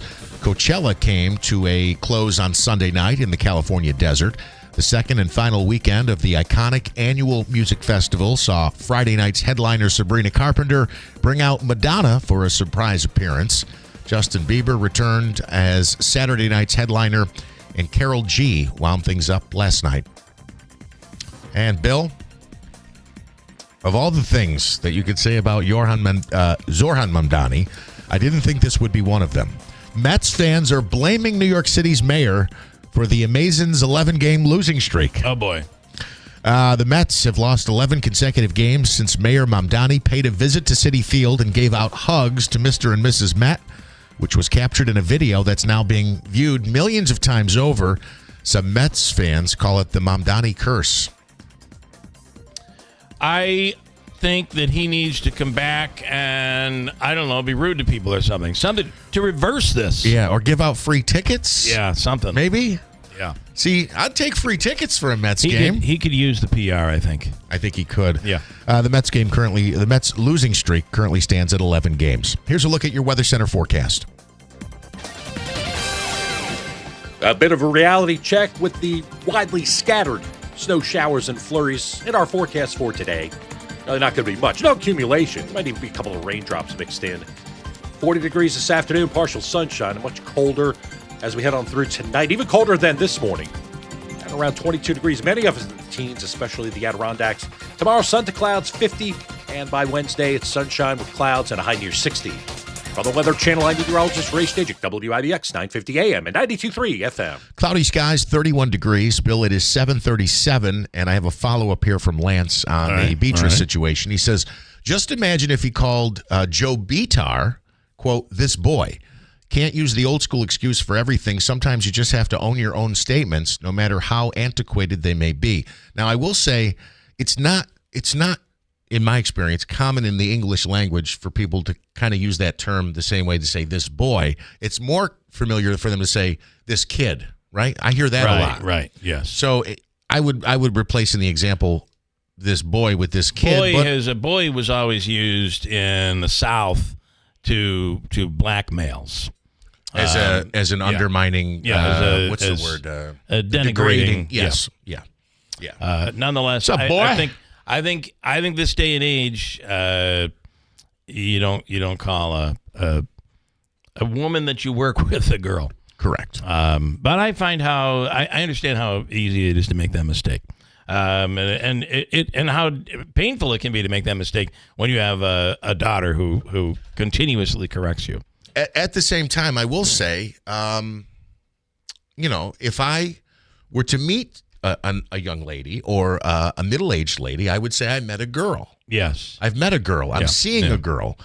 I don't think it's the other way around where a woman would say, if a guy's 35, 40 years old, I met a boy at the bar the other night, But I could still see today guys referring to adult women as it's in that context. The world anyway. is confusing when they have girls drink free, although I don't think we can do that anymore, or girls night out. Right? Girls can call. Women can call other women girls, but guys apparently are not allowed. These rules are very hard to keep track of, and you know what? As the years go on, they continue to change. Yes. The goalposts keep being moved. Davey, that's Hobica's free money question of the day here on Boston Marathon Day. What caller number are you looking for? Caller 5. Okay. All right. You all right in there? I don't feel good today. Okay. All right. Well, keep it in there. I've had enough crap. Caller 5 right now at 315-736-0186. We'll do the free money question with a chance at Jim Brewer tickets. We'll explain that next at WIBX. Don't rely on a standard off-the-shelf security system. When it comes to protecting your home, there's a big difference between plug and play and a professionally designed system. At CML Security, security is personal. Their skilled technicians meet with you one-on-one, walk your property, and design a custom system built around your family's needs. From security cameras, intrusion systems, and smart home features, they can also add a level of fire protection to their intrusion systems. They install commercial-grade equipment and provide a warranty on systems that they install. Call CML Security at 315-866-5845 today to schedule your in-home consultation. That's 315-866-5845 or visit cmlsecurity.net. Based in Herkimer, they serve the central New York area. CML Security. Call 315-866-5845. Personalized protection your family can trust. How was your break? It was great until I stopped for gas. Prices have gone up almost $1 with no end in sight. I might have to start watching how much I drive. That's exactly why I use Upside. I never pay full price for gas with the free Upside app. Upside? Yes, Upside. It's the free app that gives you cash back just for buying the gas you're already buying. So, even with the rising gas prices, I'll never have to limit how much I drive. Does that actually add up to anything? Just last year, I made over $200 with the Upside app. Wow, that's serious extra cash. I'm downloading the free Upside app right now. Download the free Upside app to earn cash back on the gas you're already buying. Use promo code READY for an extra 25 cents per gallon bonus on your first tank. You can cash out anytime, right to your bank account, or an e-gift card for Amazon and other brands. Just download the free Upside app and use promo code READY for a 25 cents per gallon bonus on your first fill-up. That's READY. Offers vary by user and location. Go to upside.com for terms and conditions. Something old is new in the village of New Hartford. Introducing Handshake Antiques, now open at 66 Genesee Street, next to Giorgio's Village Cafe. Not your grandma's antique shop. Think clean, curated, and cool. From high-end furniture, vintage fashion, vinyl records, to oddities and all things eclectic. And we're always buying, so look in your attic or basement. And if it's old, call Handshake Antiques. Plus, inventory changes weekly, so every visit is a new find. Handshake Antiques, where it never went out of style. Veterans, you and your family know all too well the many hardships that challenge your mental, physical, and spiritual well-being.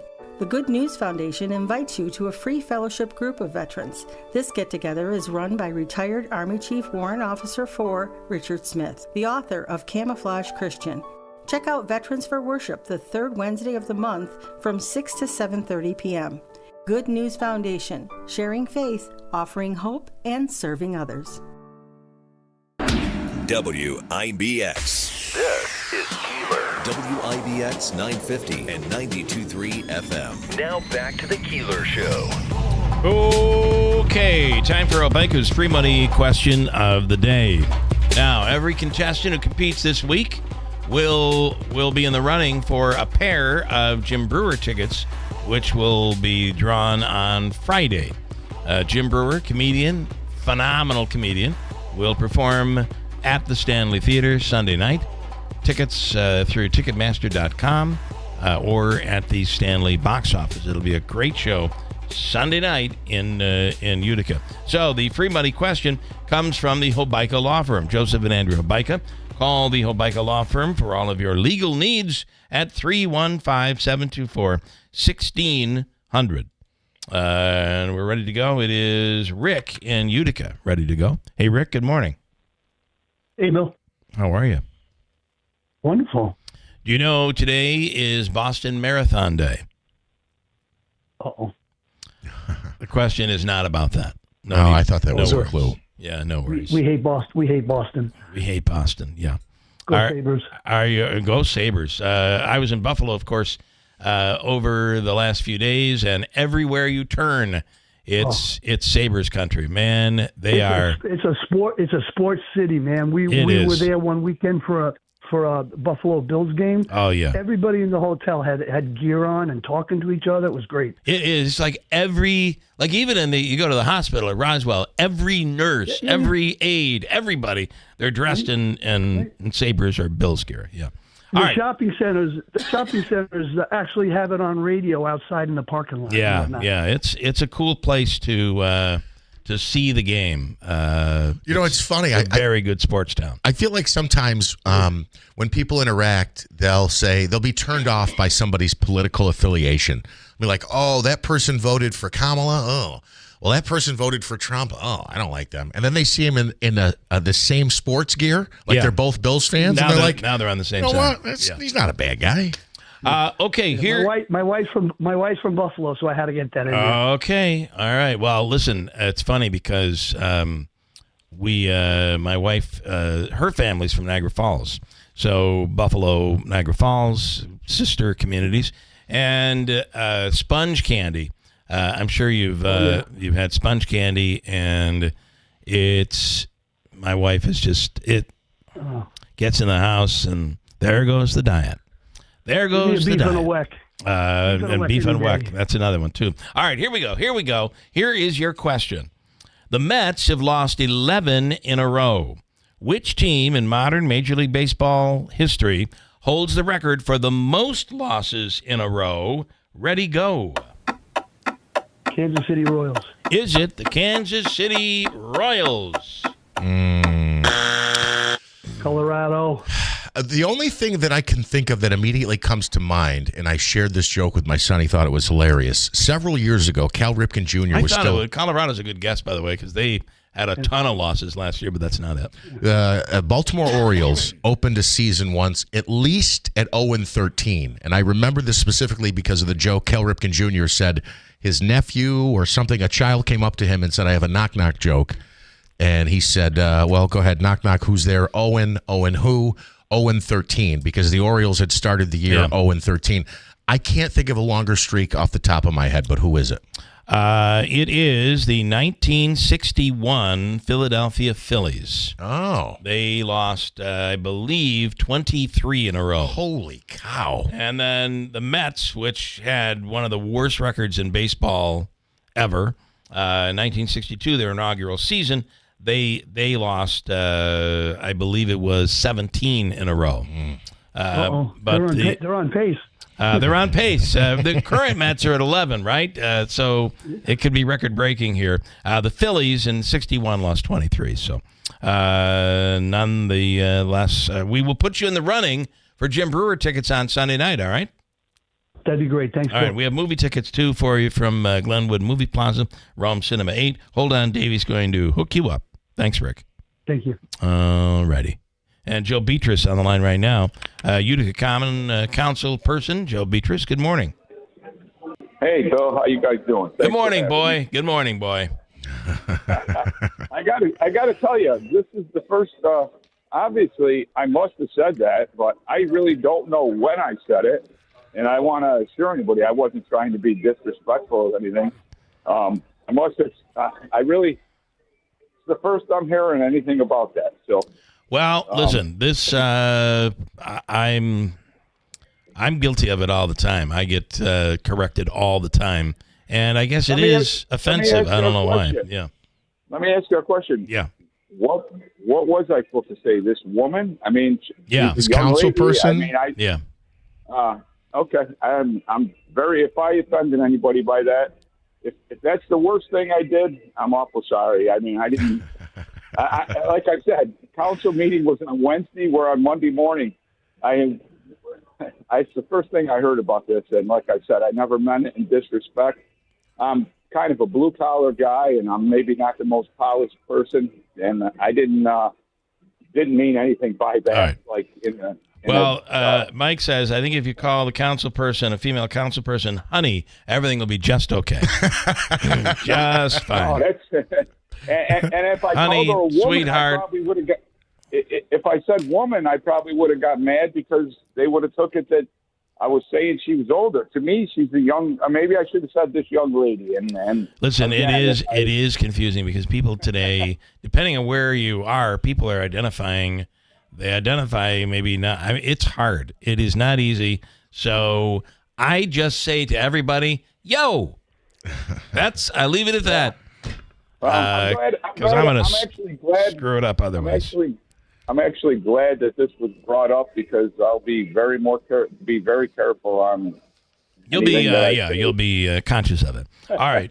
Mike also this morning says I'm okay with being called chief and boss, not, and I feel the same way. If somebody, if somebody. Mistakenly, you just let that crap go. But if you get a feeling that somebody's trying to be demeaning by calling you chief or boss or whatever, champ is another good one. That can really piss you off. Yeah, and I think it's typically innocent. Like I remember typically, but there are those moments where there's somebody.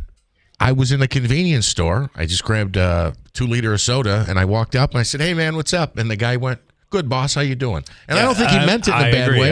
I leave that alone. But if you're in a dispute with somebody and they're like, "Listen, boss." Yeah. Okay. All right. I don't like it. Anyway, what can you get away with today? Nothing. All right, Joe. So I want to start with. I know this vacant properties registry is something, but apparently it was brought up by one of the council people about the public restrooms in Utica, either closed or in really bad shape. What do you know about that? Okay, so councilperson Wozlewski. Good job, Joe. Council, can you hear me? Okay, guys. Yeah, yes. No, I'm saying you didn't call her a girl. That was really good. That was good. Yeah. She put some legislation in to open the bathrooms in the city. Okay, so the bathrooms, for the most part, and the biggest area that they're talking is Proctor Park, and those two bathrooms are in my district. And in 7 years on the council, I've never had a call with people requesting them to be open. Okay, in a perfect world, I think they should be open all the time. So when this legislation came out, the first thing I said was we need to put this in committee, and so we can meet with the Parks Department, meet with the Codes Department, meet with the police, and find a way that if it's even possible, if this could happen. I've heard that, Hartford Town Park, the bathrooms are open. If I'm not mistaken, the Parks office may be in the same building as the bathroom or right next to it. And it's a different, Hartford Town Park is a little bit, it's a smaller park. And plus, going into Utica, the city of Utica has the third largest park system in the state, okay? and it's just an issue. It's I mean, they've been closed for 9 years because of, I want to be correct on what I'm saying so I don't get, attacked either. There's just a lot of problems down there. Well, the problem is with public restrooms and parks is they become places where nefarious stuff happens. Exactly. Yeah. And that was the issue on why under the Palmieri administration they closed them. Yeah. They've been closed for years. And again, our legislation process is to put stuff in committee, have a meeting, bring the people around, okay, who know who's going to police this, who's going to, take care of everything, and see what they think about it. It doesn't mean that I'm against them, because I believe I have a 2-year-old grandson. I was just at that park. But on that same token, is my daughter and my 2-year-old grandson going to walk into a bathroom that's open and maybe stumble upon a homeless person shooting in the bathroom or sleeping in the bathroom? Or what's going to happen on Saturday afternoon down there when there's 300 kids and who's taking who into a bathroom? I mean, I know these things sound crazy, but it's our world today, you know. And not to mention they have to be maintained, cleaned, and taken care of. Yeah. And her legislation, she puts from 8 in the morning to 8 at night, could be any 4 hours, which is great. Who's going to open that bathroom? Who's going to clean that bathroom? Who's going to take care of them? Who's going to police it? We just heard Chief Williams the other night talk about how he's 16 police officers down, okay, in the city. We have, the other part you wanted to talk to me about was the registries we passed. We have the codes department that every morning they're going to these buildings, and when there's an issue, they're calling the parks department, who their job is to take care of mowing grass, and half of their day is taking care of these vacant properties and the blight that's all over the place.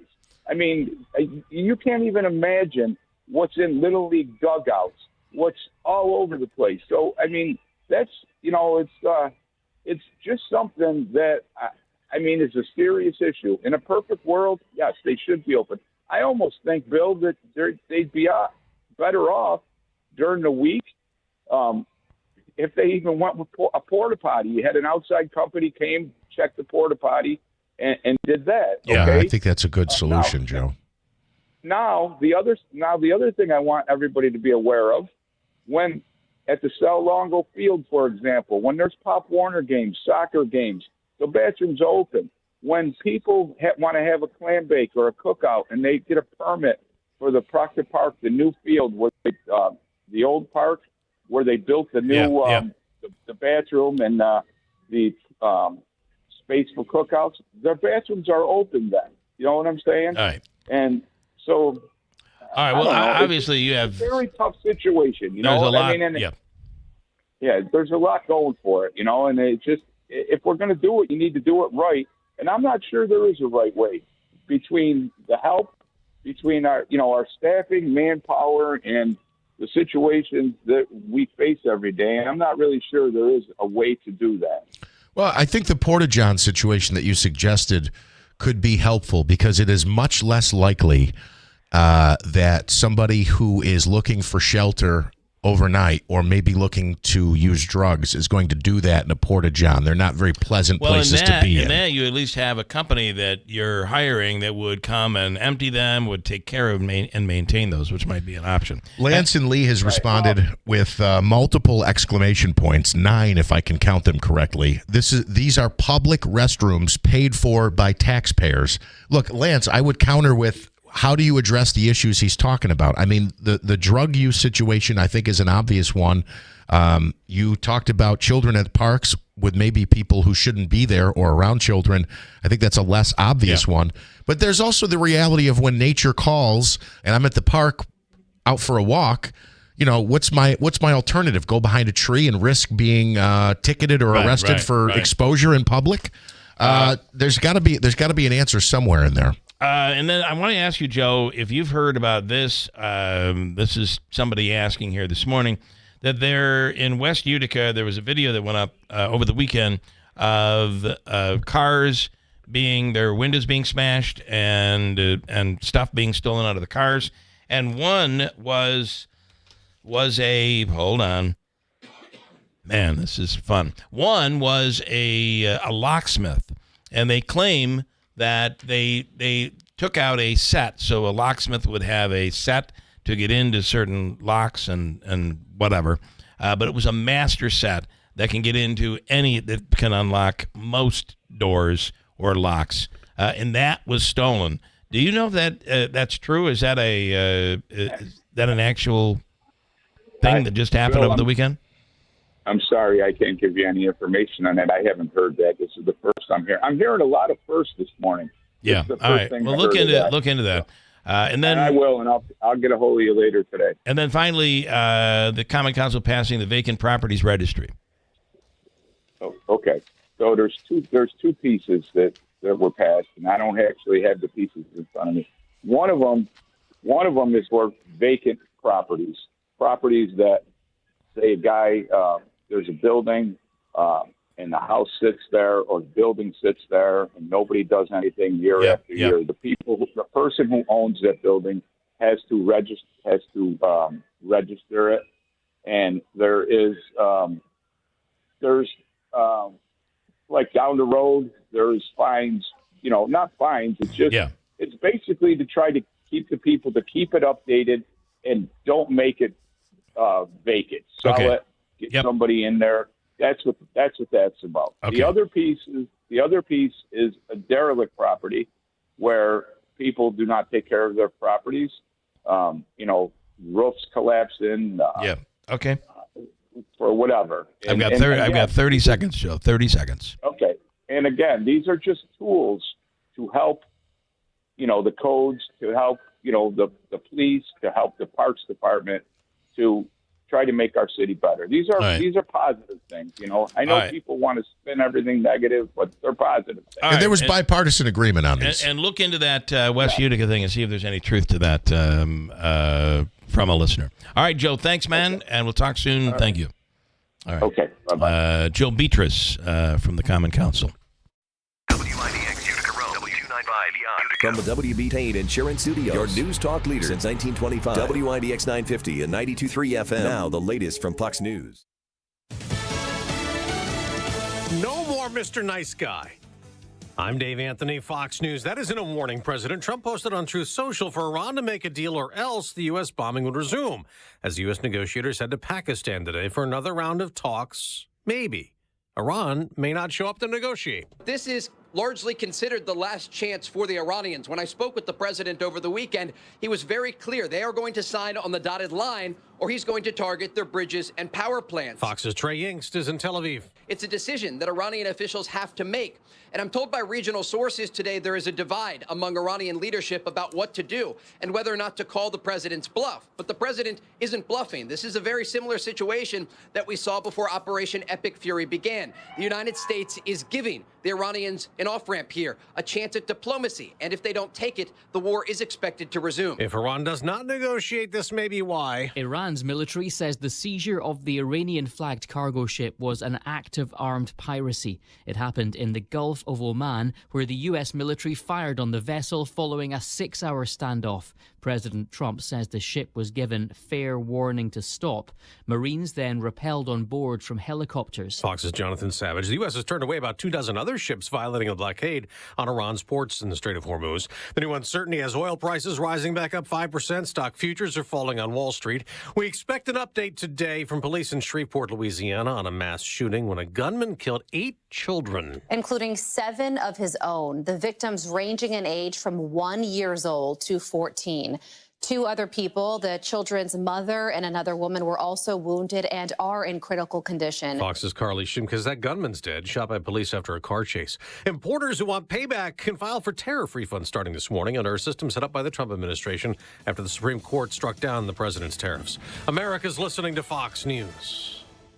Now, this 25th anniversary of 9/11, the Tunnel to Towers Foundation remains committed to honoring the heroes shaped by that day. Heroes like NYPD Detective Victor Vargas, a U.S. Air Force veteran who died from pancreatic cancer after serving in the World Trade Center recovery efforts. Tunnel to Towers honored Detective Vargas by paying off the family's mortgage. You can donate $11 a month, and you can amplify your impact with a car or land donation. Go to their website, the letter T, the number 2, the letter T.org. Progressive presents Heroes That Keep Truckers Going. Today's hero, the Rest Up Bathroom Custodian. Is there toilet paper? No. Paper towels? No. Clean stalls? Also no. But the soap dispenser is full, and that counts for something. Thanks, hero. Know what else keeps truckers going? Progressive's expanded cargo protection through their enhanced Cargo Plus coverage. Get a quote at progressivecommercial.com. Progressive Casualty Insurance Company and affiliates. Coverage subject to policy terms, limits, and conditions. Not available in California. Yet another drug boat blown up off the South American coast, killing 3 more alleged narco-terrorists. U.S. Southern Command says they were going through a known route for drug traffickers. More than 50 boats have been attacked since the operation started last September.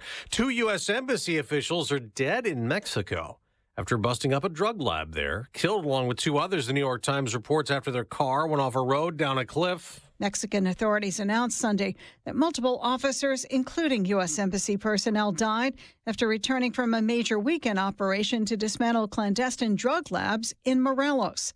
The Attorney General of State said those killed were carrying out the operation April 17th and 18th, following a 3-month investigation, dismantling 6 large-scale synthetic drug production sites. Sue Guzman, Fox News. It's Marathon Monday in Boston. Not forgetting about the 2013 Boston Marathon bombing, the city has been preparing well in advance with multi-layered security. We will have law enforcement and public safety personnel positioned wherever needed to ensure that we have eyes on the entire race route and supports available for our communities. Boston Mayor Michelle Wu, the city also implementing bag and item restrictions and surveillance and technology. More than 30,000 athletes taking part in the 26.2-mile Boston Marathon, with the first wave of athletes starting at 9 a.m. Eastern Time. Jeff Manasso, Fox News. The Boston Red Sox will play their traditional early game at 11 a.m. Eastern, playing the Detroit Tigers. The New York Mets have the day off after a loss to the Chicago Cubs extended their losing streak to 11 games. In the NBA, the defending champion Oklahoma City Thunder, the top seed in the West, beat Phoenix by 35 points in their first-round playoff opening game.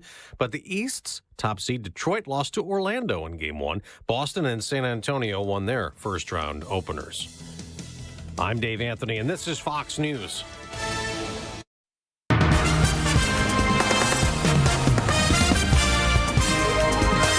We have cloudy skies, 32 degrees. Good morning. I'm Jeff Manaski. WIBX 950 AM, 92.3 FM news time is 8:05. This news update brought to you by Destination Kia of Utica on Commercial Drive in Yorkville. For the 5th time since missing the April 1st deadline, state lawmakers are set to reconvene today to approve yet another budget extender. The latest was passed on Thursday, giving the state enough money to cover expenses and meet payroll obligations through today. There are a series of issues the legislature and Governor Kathy Hochul are still trying to hammer out. They include reform of the state's car insurance laws, raising taxes on the wealthy, and school funding aid. An investigation continues into what's being called one of the worst cases of animal abuse in Oswego County's history. More than 150 animals were found living in horrific conditions at a property on Tudo Road in the town of Mexico on Friday night. Several piles of waste were discovered. Rescuers say the area smelled of sewage and ammonia. The animals now being cared for by the county SPA. The Oneida County Health Department issuing a warning about the dangers of rabies. The agency says 2 people were recently exposed to a bat in Rome that wound up testing positive for the virus. The exact location was not disclosed, but both individuals are expected to be okay. Signs of rabies include animals acting strangely or having drool or foam coming from their mouths. It's also recommended people have their pets vaccinated against rabies. A bus crash in Lake George. The investigation continues today. Several people were injured, but none seriously. Warren County officials say the tour bus was traveling near the intersection of Diamond Point Road and Lakeshore Drive in the town of Lake George when it went off the road, hit multiple trees, an outbuilding, a boat, and a car before finally coming to rest. 5 people treated for minor injuries. Anyone who may have witnessed the accident is asked to come forward. And in the city of Rome, they're trying to find the person who stole a bronze plaque on one of the monuments in the city. It was on Martin Street near Martin and Mill Streets. The Rome Historical Society says that plaque was taken from the Great Carrying Place Monument. It's more than 100 years old. Rome police are asking anyone with information to come forward. WIBX 950 AM, 92.3 FM news time is 8:08. Here's a look at your Weather Center forecast. A bit of a reality check with the widely scattered snow showers and flurries in our forecast for today. Not going to be much. No accumulation. Might even be a couple of raindrops mixed in. 40 degrees this afternoon, partial sunshine, and much colder as we head on through tonight. Even colder than this morning. At around 22 degrees. Many of us in the teens, especially the Adirondacks. Tomorrow, sun to clouds, 50. And by Wednesday, it's sunshine with clouds and a high near 60. From the Weather Channel, I'm meteorologist Ray Stajic, WIBX 950 AM and 92.3 FM. We have cloudy skies, 32 degrees at 8:08. Bill, we're going to change our approach on this. It's not an 11-game losing streak. Okay. The opponents of the Mets have now won 11 straight. Oh, I like it. I like it. Yeah, 2-1 the final yesterday in Chicago. The Mets swept by the Cubbies. MJ Melendez had his first home run of the season, a solo shot, as the Mets opponents have now won 11 straight. Mets are off today. They will host the Minnesota Twins for a start of a 3-game series tomorrow at Citi Field. The Yankees have now won 4 out of 5 as they sweep the Royals 7-0 your final Sunday in the Bronx. Aaron Judge, Ben Rice, and Trent Grisham all went deep in the victory. The Yankees are off today as well. They head to Boston to start a 3-game series tomorrow. NBA playoffs. The Knicks have a 1-0 series lead over the Hawks. They'll play Game 2 tonight at MSG. On Sunday, the NBA playoffs rolled on as the Celtics beat the 76ers. The defending champion Oklahoma City Thunder knocked off the Suns 119-84. The Orlando Magic get an upset victory in Game 1. They are the 8th seed, and they beat top-seeded Detroit 112-101. And the day was capped off by Wemby, Victor Wembanyama, and the San Antonio Spurs beating the Blazers in the nightcap. All of those series are best of 7. NHL playoffs, the Buffalo Sabres score 4 goals in the final 8 minutes for a come-from-behind 4-3 win over the Boston Bruins in Game 1 there. Sabres now up 1-0 elsewhere. The Avalanche beat the Kings 2-1. The Vegas Golden Knights scored 3 times in the third as they beat Utah 4-2. And the action continues today. The Penguins and Flyers, Hurricanes and Senators. And the Dallas Stars also play the Minnesota Wild coming up tonight in Game 2. What else do I want to mention here? Another win for Tyler Reddick in NASCAR. He's won 5 races so far this year. Sunday, it was the Advent Hell 400 from Kansas Speedway. And he's won 5 races. Matt Fitzpatrick won the RBC Heritage yesterday. It went to a playoff. It's the 3rd time in the last 4 years that this tournament has gone to a playoff. I caught the 18th hole. Number 1 ranked golfer, Scotty Scheffler, was down 3 strokes with 4 holes to go. This Fitzpatrick guy hit a chip that I could have hit. He muffed it. He only hit it half the way he had to hit it and then missed the putt, which was like 23 feet. So they went to a playoff. Fitzpatrick stuck one with a 4-iron from 250 yards out. He landed it within 8 feet of the hole and then ended up hitting the putt to win it in a playoff. But it was one of those weird things where you saw the guy unraveling. Yeah. And then all of a sudden, he sticks this shot into the wind next to the water. On that 18th hole, a lot of times guys will try to play off the green and chip up. He went right for it and landed it right there. It was a great shot. And he takes the RBC Heritage yesterday by 1 stroke in a playoff. As I said, Scotty Scheffler finished 2nd. Siwoo Kim finished 3rd. Colin Morikawa and Harris English rounded out the top 5. Also, second week in a row, he's finished runner-up, Scotty Scheffler. Scotty Scheffler, 2 weeks in a row. Yeah, it's a good paycheck. Coming in second, you get a real nice paycheck from the PGA Tour. A couple of comments. Lance and Lee. Rome locks their restrooms at dusk, and police patrol the parks to keep things safe. Rocky, gas spiked when the Ukraine war started, but when Biden left office, the price was $3.08, and Biden oversaw the highest U.S. oil production in history during his presidency. There is, I know there's the drill baby drill thing, but there is truth to that. Yes. Matt, in Clinton. My son bought 2 sweaters from a Montreal shop where they had Montreal Canadian sweaters. He had to pay a $250 duty for them to get over the border. And I think that comment, that last one came Friday. That was a follow-up from Joe Lode because he was talking about, I think, selling a vehicle to somebody, and then when they crossed the border, they had to pay some exorbitant fees or taxes, and essentially to cover the cost of the vehicle. Yeah, I mean, this is where we are right now. And then this story in West Utica. I do not know that this is actually true. I know Joe Beatrice is looking into it. We are reaching out to UPD as well to see. But a video that was posted maybe on Saturday, I believe. Now, I just want to warn you, there could be some swearing in this. I just had it sent to me, and I want to play it now and not monitor it. So, you all right? All right. It's a bit of a roll of the dice here, I guess. It's a bit of a roll of the dice. So if you're on YouTube or the app, you would hear it. On the radio, we would dump it. You're shaking your head, David, saying, don't trust it. Anyway, here's the story. Multiple cars in Utica had their windows smashed and things stolen. One of the items taken was a lock set that can unlock. It's a master lock set. Multiple things. And it comes from a local locksmith. And I looked it up. It is a local locksmith. And I don't know where this happened. I just know that it was West Utica. Here is, I believe, the audio. Coming now. Wow. That's You're seeing smashed out window right there. Cars smashed out. It's Family Locksmith, I think is the name of it. And their window is broken. This is what kids do at night when their parents ain't paying attention to them and doing things. Just so everybody in West Utica knows, there's a $3,000 lock set that can rob everything in this city that some kid has, and it says Family Locksmith on the black box. So everybody be prepared in the neighborhood for this. This is what kids do at night when their parents don't know where they are. Yeah, there are several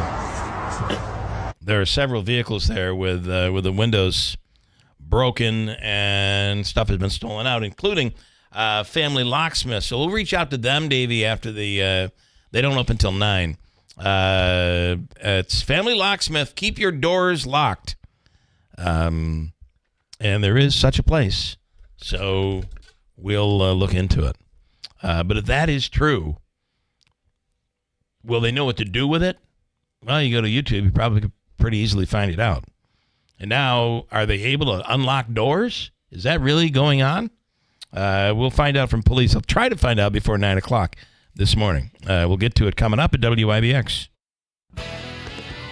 Contractors and landscapers, be able to take on more jobs and get your current projects done with Warner Sales and Service. Whether it's the tough lifting and digging or the more precise work with attachments, Warner Sales and Service has the Bobcat rental to make sure your projects get done. Tough work demands tough equipment, so stop in today at Warner Sales and Service, just off Route 365 between Rome and Verona, and at WarnerSS.com.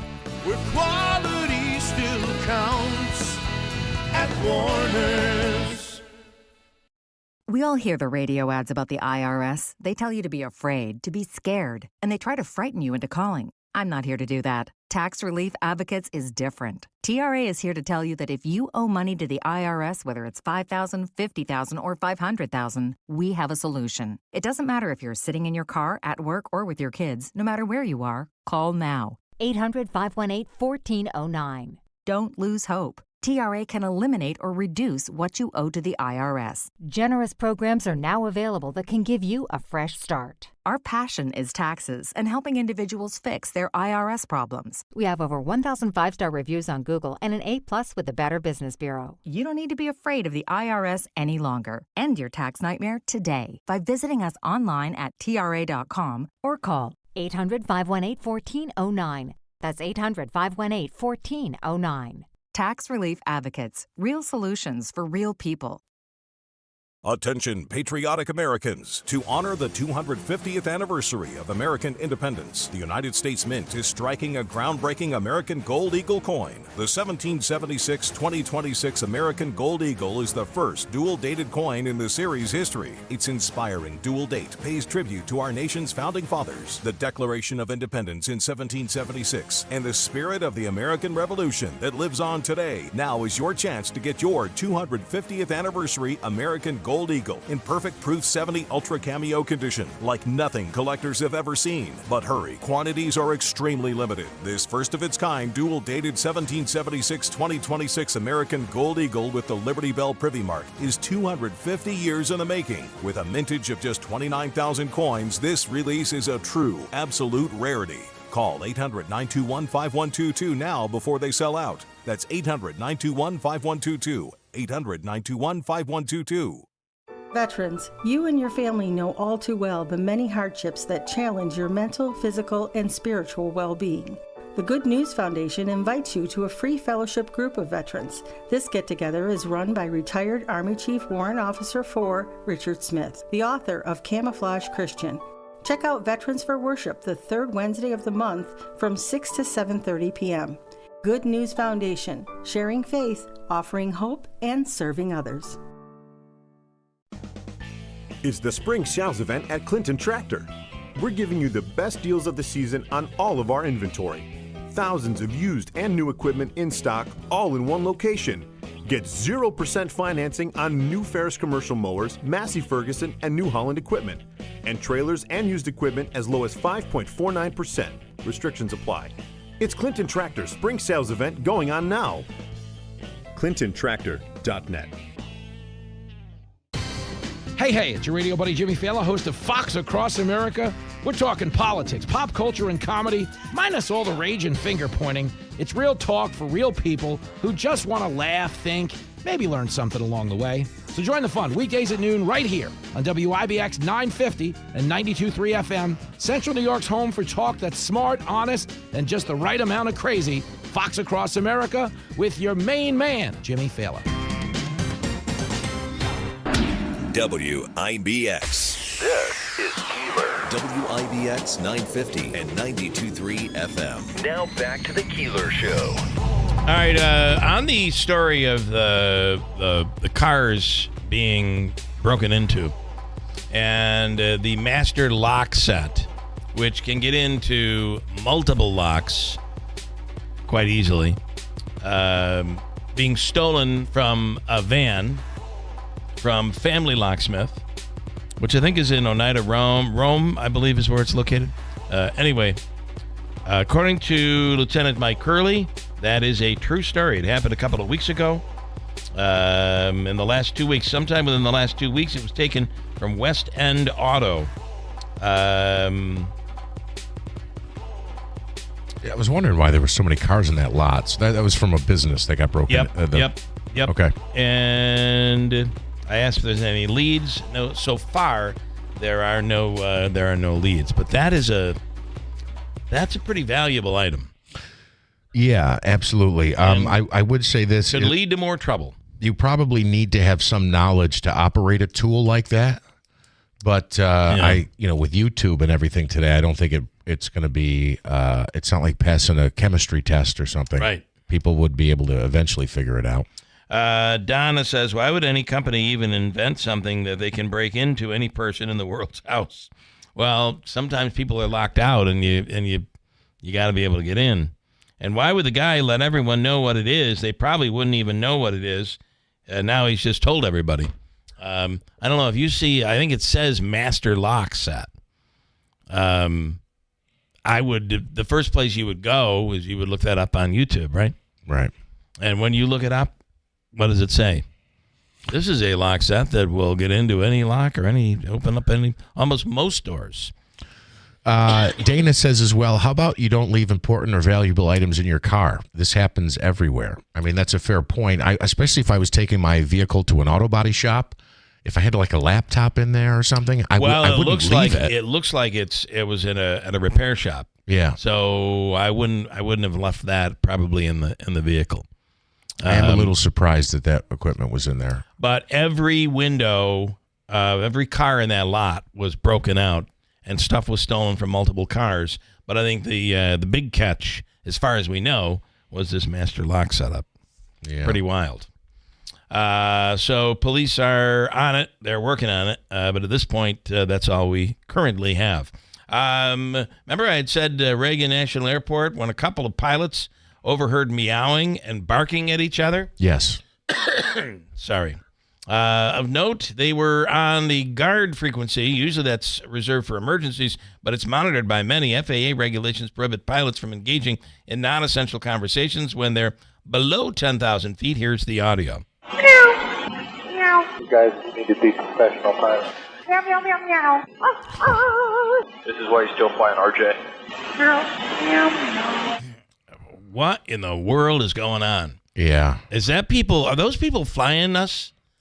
No, I think the comment about, I don't know what RJ means, but I think it's a personal private craft. That's not like a pilot of like American Airlines or something. Well, it's audio from Reagan National Airport. I got to see what RJ means. What's an RJ pilot? That's pretty wild. Either way, you know the guy that was accused of stealing the Lego figures from sets. There were thousands and thousands and hundreds of thousands stolen. Replaced him with dried pasta. A 28-year-old man in California was arrested for stealing the valuable Lego figurines from sets. Here's audio. One of the cases that occurred here in Orange County, they shared that they opened the box and instead of Legos, they found bags of dried pasta. And these were definitely the sets that were consistent with what he was purchasing and then returning.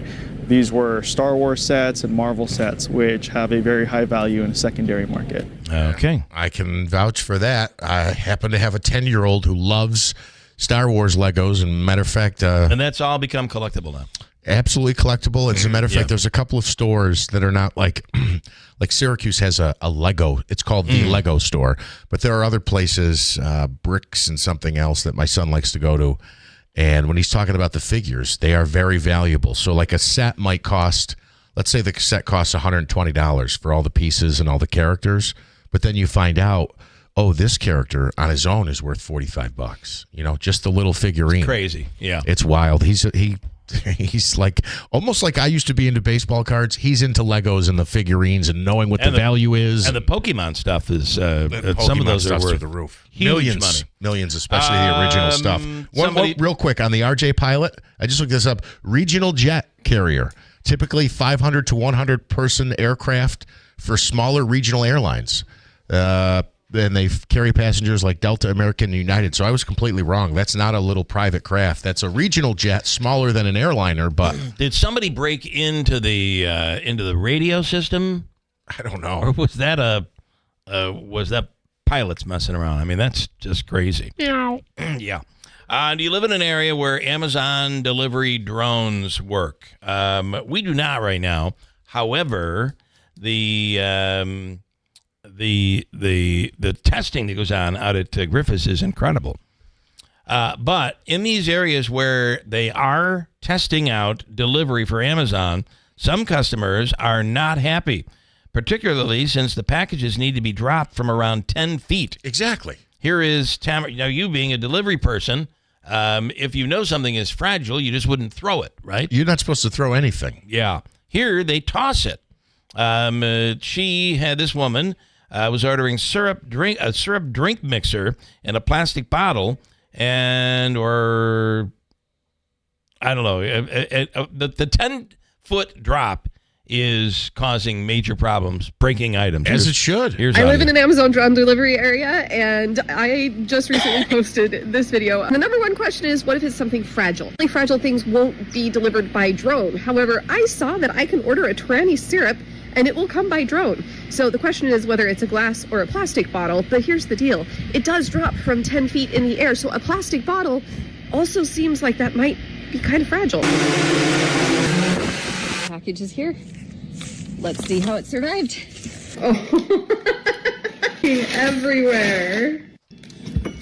It's definitely broken. What should we order next? Well, you're not surprised, right? Being a person who has, in his career at some point, delivered things. I'm not surprised at all, and I'm kind of glad that they're having problems, I'll be honest with you, because there are hundreds of thousands of drivers that would lose their jobs if this became a drone operation. Let me go to this. Lucas Morel is a professor at Washington and Lee and a member of the U.S. Semi-Quincentennial Commission, which is planning the 2026 national celebration of the birth of the United States, which is happening. He is going to be at Hamilton College hosting a discussion on the Declaration of Independence on Wednesday at 7:30 p.m. in the college's chapel. And we have him on the line right now. Lucas, good morning. Thanks so much for coming on, Professor. Good morning. Thanks for having me. So the festivities that will be happening in the celebration of the country's 250th birthday are going to be enormous. You're a part of the whole process. Yeah, I was fortunate. I was one of two professors who was appointed by the Senate during the Obama administration when Congress produced this semi-quincentennial commission way back in 2017. And we're helping actually to coordinate and organize what many, many, many other commissions and organizations and colleges and civic centers are producing and have been producing actually even before this year to celebrate the birth of America, as Lincoln taught us, that occurred not when the Constitution was ratified, but when the Declaration of Independence was issued. And that's what you'll be talking about with students on Wednesday. What will your message be on the Declaration of Independence, and what do we think we know that maybe we don't know, or we think we know everything and we don't? Yeah, it's one of those documents, perhaps I think it's the most important document in American history, but it's one that is so familiar that it's unfamiliar. We take it for granted and we don't study it, or very few people do.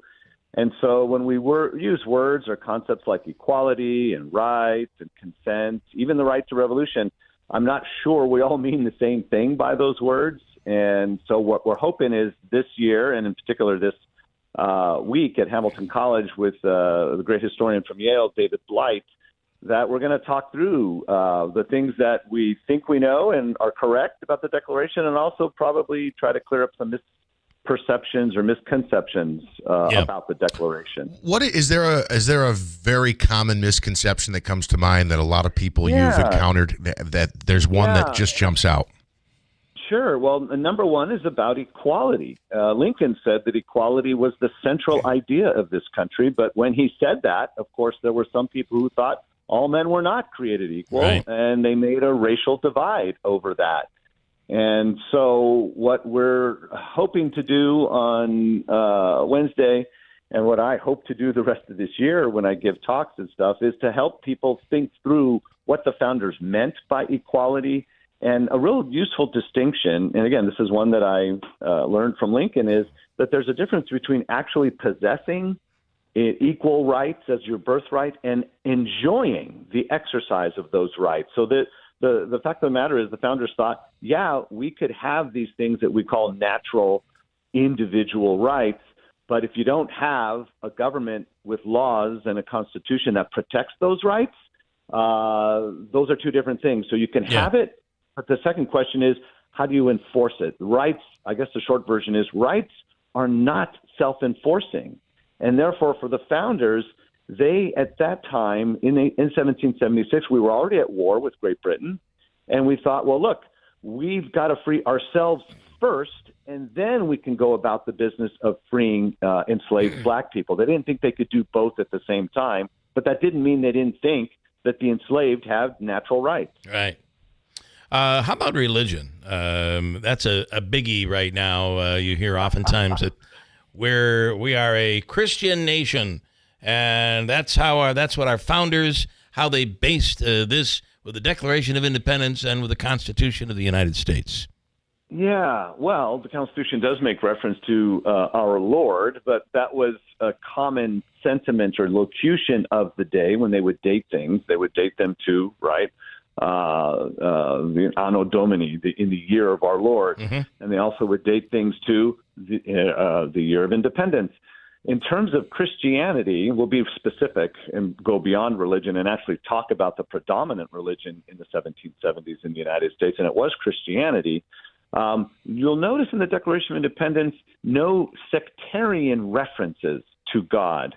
There are 4 very clear and direct references to God, but they're references that are consistent with the way we are making the argument, the way we are articulating our right to rule ourselves without help from anybody else, like Great Britain. And so I would say if there's not an explicit Christian theology in the Declaration, there is certainly a natural theology, a reference to the Creator, the Almighty, and providence. There are references to what one can know about God simply by apprehending the world around one through one's senses and reason, and not necessarily or exclusively, shall we say, to a specific revealed text. Interesting. And as we go into the Constitution, I believe, if my history is correct, there were many arguments over faith and how that should be presented as the country was born. Yeah, the Constitution is a great touchstone for that, because at the time the Constitution was debated, finally, ratified, or at least issued from, Philadelphia in the summer of 1787, and then over the next year ratified, eventually by the 13 states. You'll notice that in a way the Constitution was more forward-thinking than almost all of the American states. Some of the states still had very explicit references to the Bible or the Old or New Testament. One state said that you even couldn't hold office unless you were you would uphold the Old and New Testament as the inspired words of God. So we were still trying to figure out to what extent politics should be involved in religion and vice versa. Notice in the Constitution it does not require, and in fact it forbids, a religious test for holding political office. Yeah. And so even though each state dealt with the whole religion and government question differently, when it came to the Constitution, they were able to come up with a consensus that at least at the federal level, not at the state level, but at the federal level, we don't want a national religion. So what becomes the First Amendment later, right, when we're trying to fix some things in the Constitution, it says Congress shall make no law. It doesn't say any state government couldn't do so, and they did. Yeah. Congress shall make no law respecting an establishment of religion or infringing the free exercise thereof. So we are, as we say, America was an experiment in freedom, in republicanism, in constitutionalism, in self-government. And as an experiment, we were, trying to improve things as we went along. We're speaking with Lucas Morales, professor at Washington and Lee. And we'll be speaking on Wednesday at 7:30 at Hamilton College. It is interesting how we interpret these documents. Interpretation is everything, right? Yes. We have a Supreme Court that actually gets to be the final say when it comes to interpretation of whatever we're arguing over. But interpretation has changed over the years, and sometimes I assume we use it to push our own agenda. I guess that's absolutely probably true. Yeah, and again, depending on which side you're on a given Supreme Court decision, right? Yeah. If you don't like what they did, you say it's an activist court. And Yes. if you do like what they did, you're like, oh, they're just doing their job. But I like the fact that you focus on interpretation, because at the end of the day, even the Supreme Court doesn't get the last word. It's not their Constitution. Right. The first 3 words, we the people of the United States. So it's our Constitution. And yes, the court plays a role in helping us govern ourselves in the same way a president does, in the same way the House of Representatives and the Senate does. But at the end of the day, it's our Constitution. It's our political structure. It's our political way of life. And we use the interplay, the interaction, ideally, of the 3 branches of government to help us work out our understanding of how the Constitution and the powers delegated therein help us secure our rights. So at the end of the day, even a Supreme Court can be second-guessed by the American people if they believe the court made a mistake. Yeah. And we could try to get the court to change its mind, or we can change the court, or at the end of the day, we change the Constitution to make sure they get it right. What an amazing time to be talking about our 250th, be talking about the Declaration of Independence, the Constitution. What an amazing time to do it when we are so divided. Yeah, and I would say, I mean, again, boy, you've got really good questions this morning. None of them are easy. Well, I apologize for that. So. No, keep them coming. What I like about this year is whether you want to call it a celebration, as I do, whereas some other people are a little more hesitant and they call it a commemoration. They recognize that the Declaration was important, but they're not so sure because, of course, of that slavery thing. Why didn't we get rid of that right away, et cetera? At least they recognize that something happened on July 4th, 1776.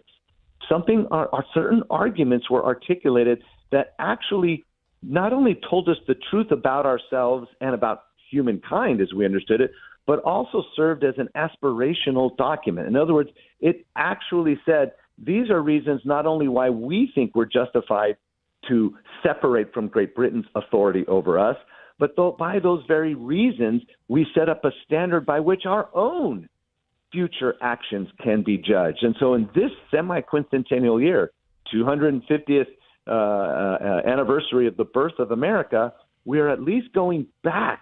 We're drawing our attention to that formative, organic document, the thing that started it all, going back to the founding and at least looking at the same words. And I do believe, even in these polarized times, as we like to say, that has to be our touchstone, our lodestar for trying to find a way to remind ourselves of what we do share, what we do hold in common, which is we do believe all men are created equal, and men, of course, means men and women, regardless of race, sex, religion, nation of origin, and all that. We do still use the language of rights. We do still believe that government shouldn't tell you what to do without asking your permission.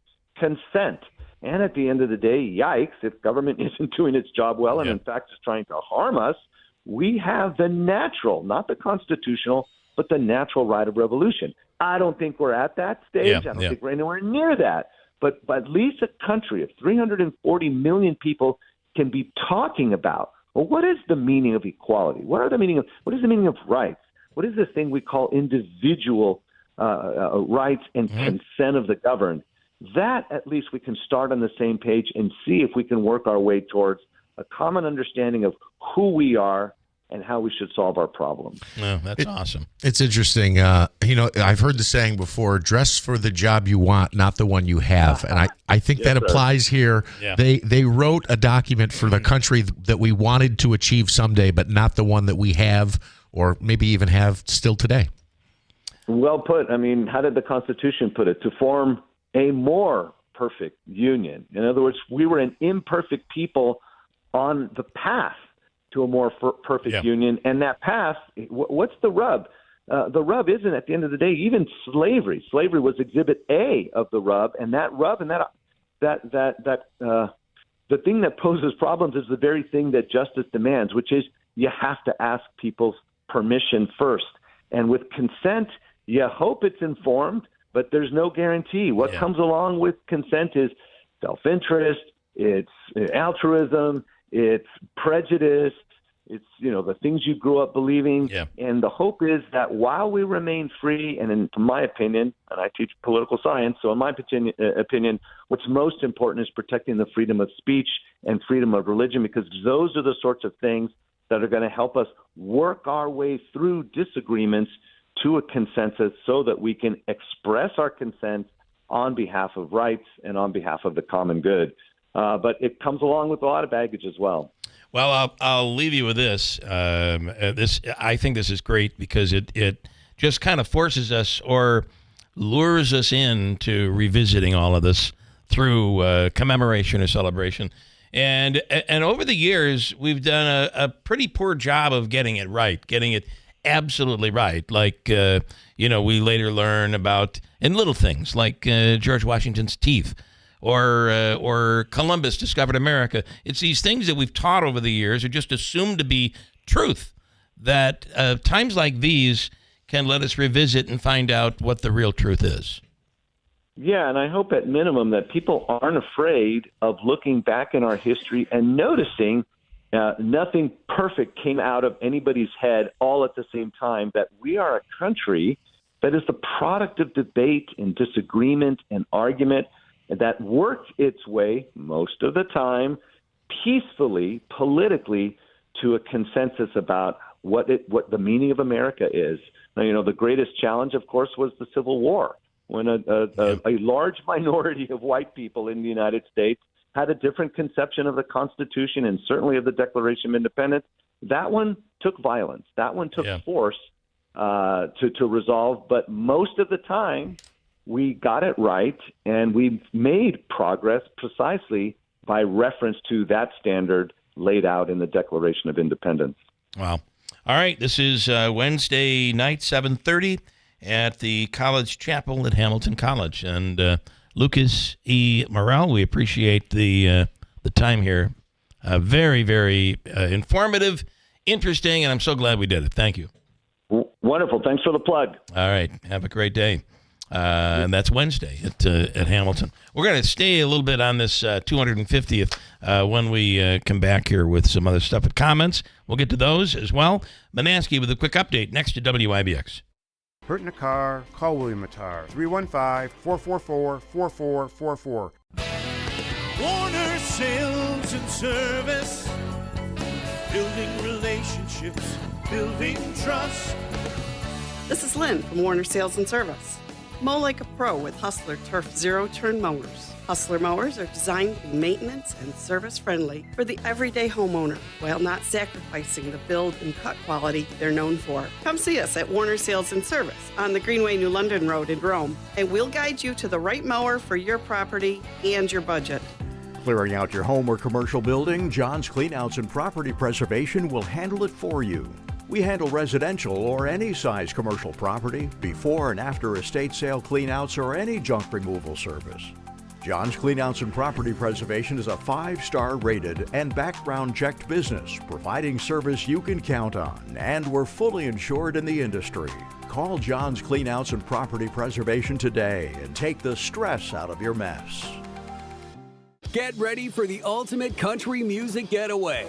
Country superstar Riley Green is performing live along with Chris Young, Lauren Elena, and Randy Houser on the second voyage of the Top Shelf Country Cruise. Sailing March 2027 aboard the Celebrity Summit, departing in Tampa with stops in Key West, Bimini, and Cozumel. Enjoy 7 days of entertainment brought to you by Signature Cruise Experiences. Open booking is finally here, so go to TopShelfCountryCruise.com now to book your cabin. Our locally owned and operated small businesses are the heartbeat of our community. The WIBX Industry Aces stand out as leaders in their fields, like Scharf Plumbing and Drain. The Scharf family has been providing plumbing and drain services to the Mohawk Valley for over a century, offering many services, including sewer repair, repiping, water heater repair and replacement, and more. They're more than plumbers. They're a family dedicated to getting the job done. Support one of these fantastic Industry Aces today. A bit of a reality check with the widely scattered snow showers and flurries in our forecast for today. Not going to be much. No accumulation. Might even be a couple of raindrops mixed in. 40 degrees this afternoon, partial sunshine. Much colder as we head on through tonight. Even colder than this morning. At around 22 degrees. Many of us in the teens, especially the Adirondacks. Tomorrow, sun to clouds, 50. And by Wednesday, it's sunshine with clouds and a high near 60. On the Weather Channel, I'm meteorologist Ray Stajic, WIBX 950 AM and 92.3 FM. Celebrating 100 years. This is Keeler. WIBX 950 and 92.3 FM. Now back to the Keeler Show. Well, a lot of celebrating and commemorating going on, it seems, as the 250th anniversary of this nation, the birth of the nation, is set for this year, this summer. And there's plenty going on. Next year is the 250th anniversary of the Battle of Oriskany. And in studio right now is Leslie Rainey. I do want to mention that event with Lucas, the professor, talking about the Declaration of Independence. I believe there are two professors. Happens Wednesday, but tonight, retired ambassador is going to be speaking on the Russia-Ukraine war at Hamilton College. That's at the Bradford Auditorium, KJ 125, 7:30 tonight at Hamilton College in Clinton. I love the stuff that they do. because they bring in oftentimes people from two different sides, two different general concepts of interpretations, if you will, and they get to hear from both sides. And they do these things. It's good for the community, and I love it. Leslie, good morning. Thanks for coming in, and good morning. Good morning. So you're talking about the historic planting of the Village of Oriskany Liberty Tree, which is in commemoration of the 250th. And then next year is 250 years since the Battle of Oriskany. Yes, exactly. Well, we want to invite the public to come out because this is the first Liberty Tree planting in Oneida County. And I work with Alexis Albright, the new Oneida County historian. And as a member of the Oneida chapter, Daughters of the American Revolution, we look for events to celebrate and make America 250 real for people. Yeah. And the Liberty Tree is really almost a forgotten symbol of our nation's history. And we're proud to be able to put this tree in Oriskany. We'll meet at 1 o'clock on Saturday, April 25th at the Oriskany Museum, and the tree will be placed very close to the museum. And there'll be refreshments served afterwards, and everyone will get a chance to put a cup of dirt around the tree. That's cool. Yeah. And it is an elm tree. The original Liberty Tree was an elm tree, and it was planted by the Pilgrims back in the 1600s. And so in 1775, when people were gathering around at the Sons of Liberty and the Loyal Nine group to protest the Stamp Act in Boston, this was where they met. And they hung, they had speeches there. They hung effigies of people they weren't happy with. Yeah. And it was shortly thereafter chopped down by the British. But there's a little marker there. And when Lafayette came back on his farewell tour 50 years after the Revolution, and we celebrated that last year here, June 9th and 10th. Right, I remember that. He went specifically there to remember it. And there's an interesting quote, if I could read it. He said, "The world should never forget the spot where once stood Liberty Tree, so famous in your annals." Wow. So we're proud. We are very proud to be able to place this as part of our America 250 celebration. It's amazing to me that it's taken this long to plant another tree. Yes, I don't know if any other had been planted historically. I think we had the elm tree disease that occurred in the area several decades ago. Yes, well, in fact, that particular elm tree, let's see if I've got the type of tree it was. I have that somewhere in my notes, but that elm tree is not resistant to the Dutch elm disease. My daughter has 3 in her yard. She has a colonial home, 5 acres down in Virginia, and she has to get them vaccinated. This particular elm tree was selected by North Star Orchards, Michael. And he said that this particular one, the heritage elm, is resistant to the that's disease. Really big. Yeah. Okay, and are you excited about the 250 of the Oriskany? I know you've been really very excited about telling the story of the Battle of Oriskany. And there was a recent documentary, The American Revolution, with what's his name, the producer. I can't come up with his name now. Kevin Costner? No. But it doesn't matter. Okay. But they kind of gloss over the Battle of Oriskany. It's always glossed over. That's really the point. So Ken Burns. Ken. Sorry. He's very good, but that is the problem with Oriskany. We've that to me, it's our fault. We have not, and the United Nations is very big on this as well as our first ally. What happened in Oriskany made Saratoga to be able to happen. It played such an important role, and we've just glossed over it.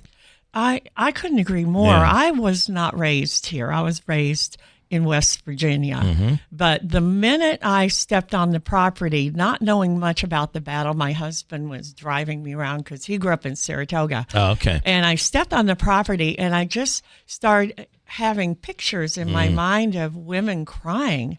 And I said, what? I really was in a weird way spiritually connected to the land, and I wanted to find out what happened. Yeah, they were ambushed, but so many miracles happened. I mean, even Chief Shenandoah deciding to side with the colonists was a miracle. Yeah. And there was a minister, Reverend Samuel Kirkland, who felt the call of God to come to the frontier. He learned the Haudenosaunee language. And the people, the Oneidas, loved him because he loved them. Yeah.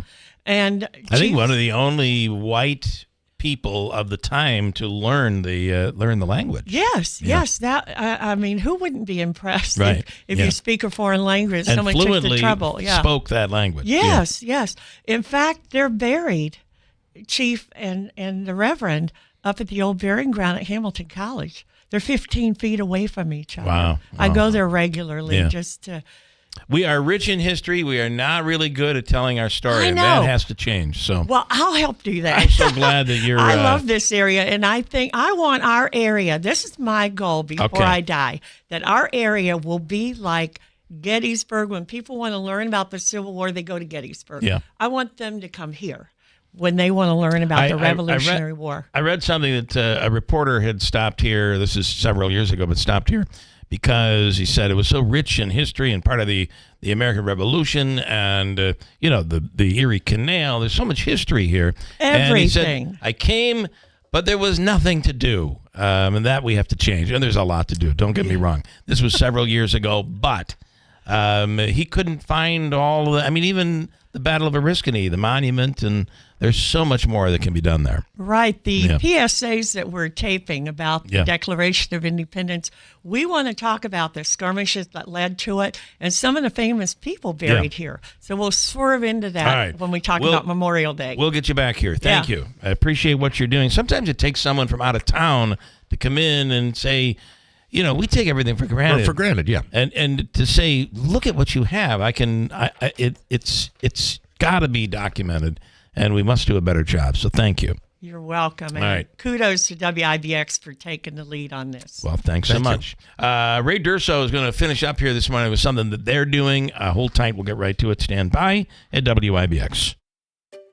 Finding great candidates to hire can be like, trying to find a needle in a haystack. Sure, you can post your job to some job board, but then all you can do is hope the right person comes along. Which is why you should try ZipRecruiter for free at ZipRecruiter.com/free. ZipRecruiter doesn't depend on candidates finding you. It finds them for you. Its powerful technology identifies people with the right experience and actively invites them to apply to your job. You get qualified candidates fast. So while other companies might deliver a lot of hay, ZipRecruiter finds you what you're looking for.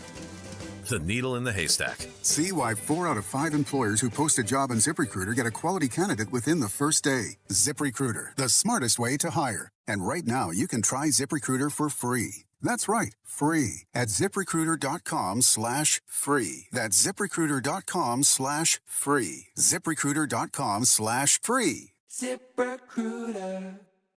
Little Falls Lumber has everything you need for home improvement season. They're fully stocked with secondary grade metal in all colors. Available in 12-foot lengths and affordable solutions for sheds, garages, and roof repairs. Tired of digging through warped boards at the big box stores? At Little Falls Lumber, you'll find only premium grade lumber, hand-selected for quality. They also carry roofing, siding, windows, doors, and much more. Visit Little Falls Lumber in Little Falls in Syracuse. Call 315-823-2470 or go to littlefallslumber.com.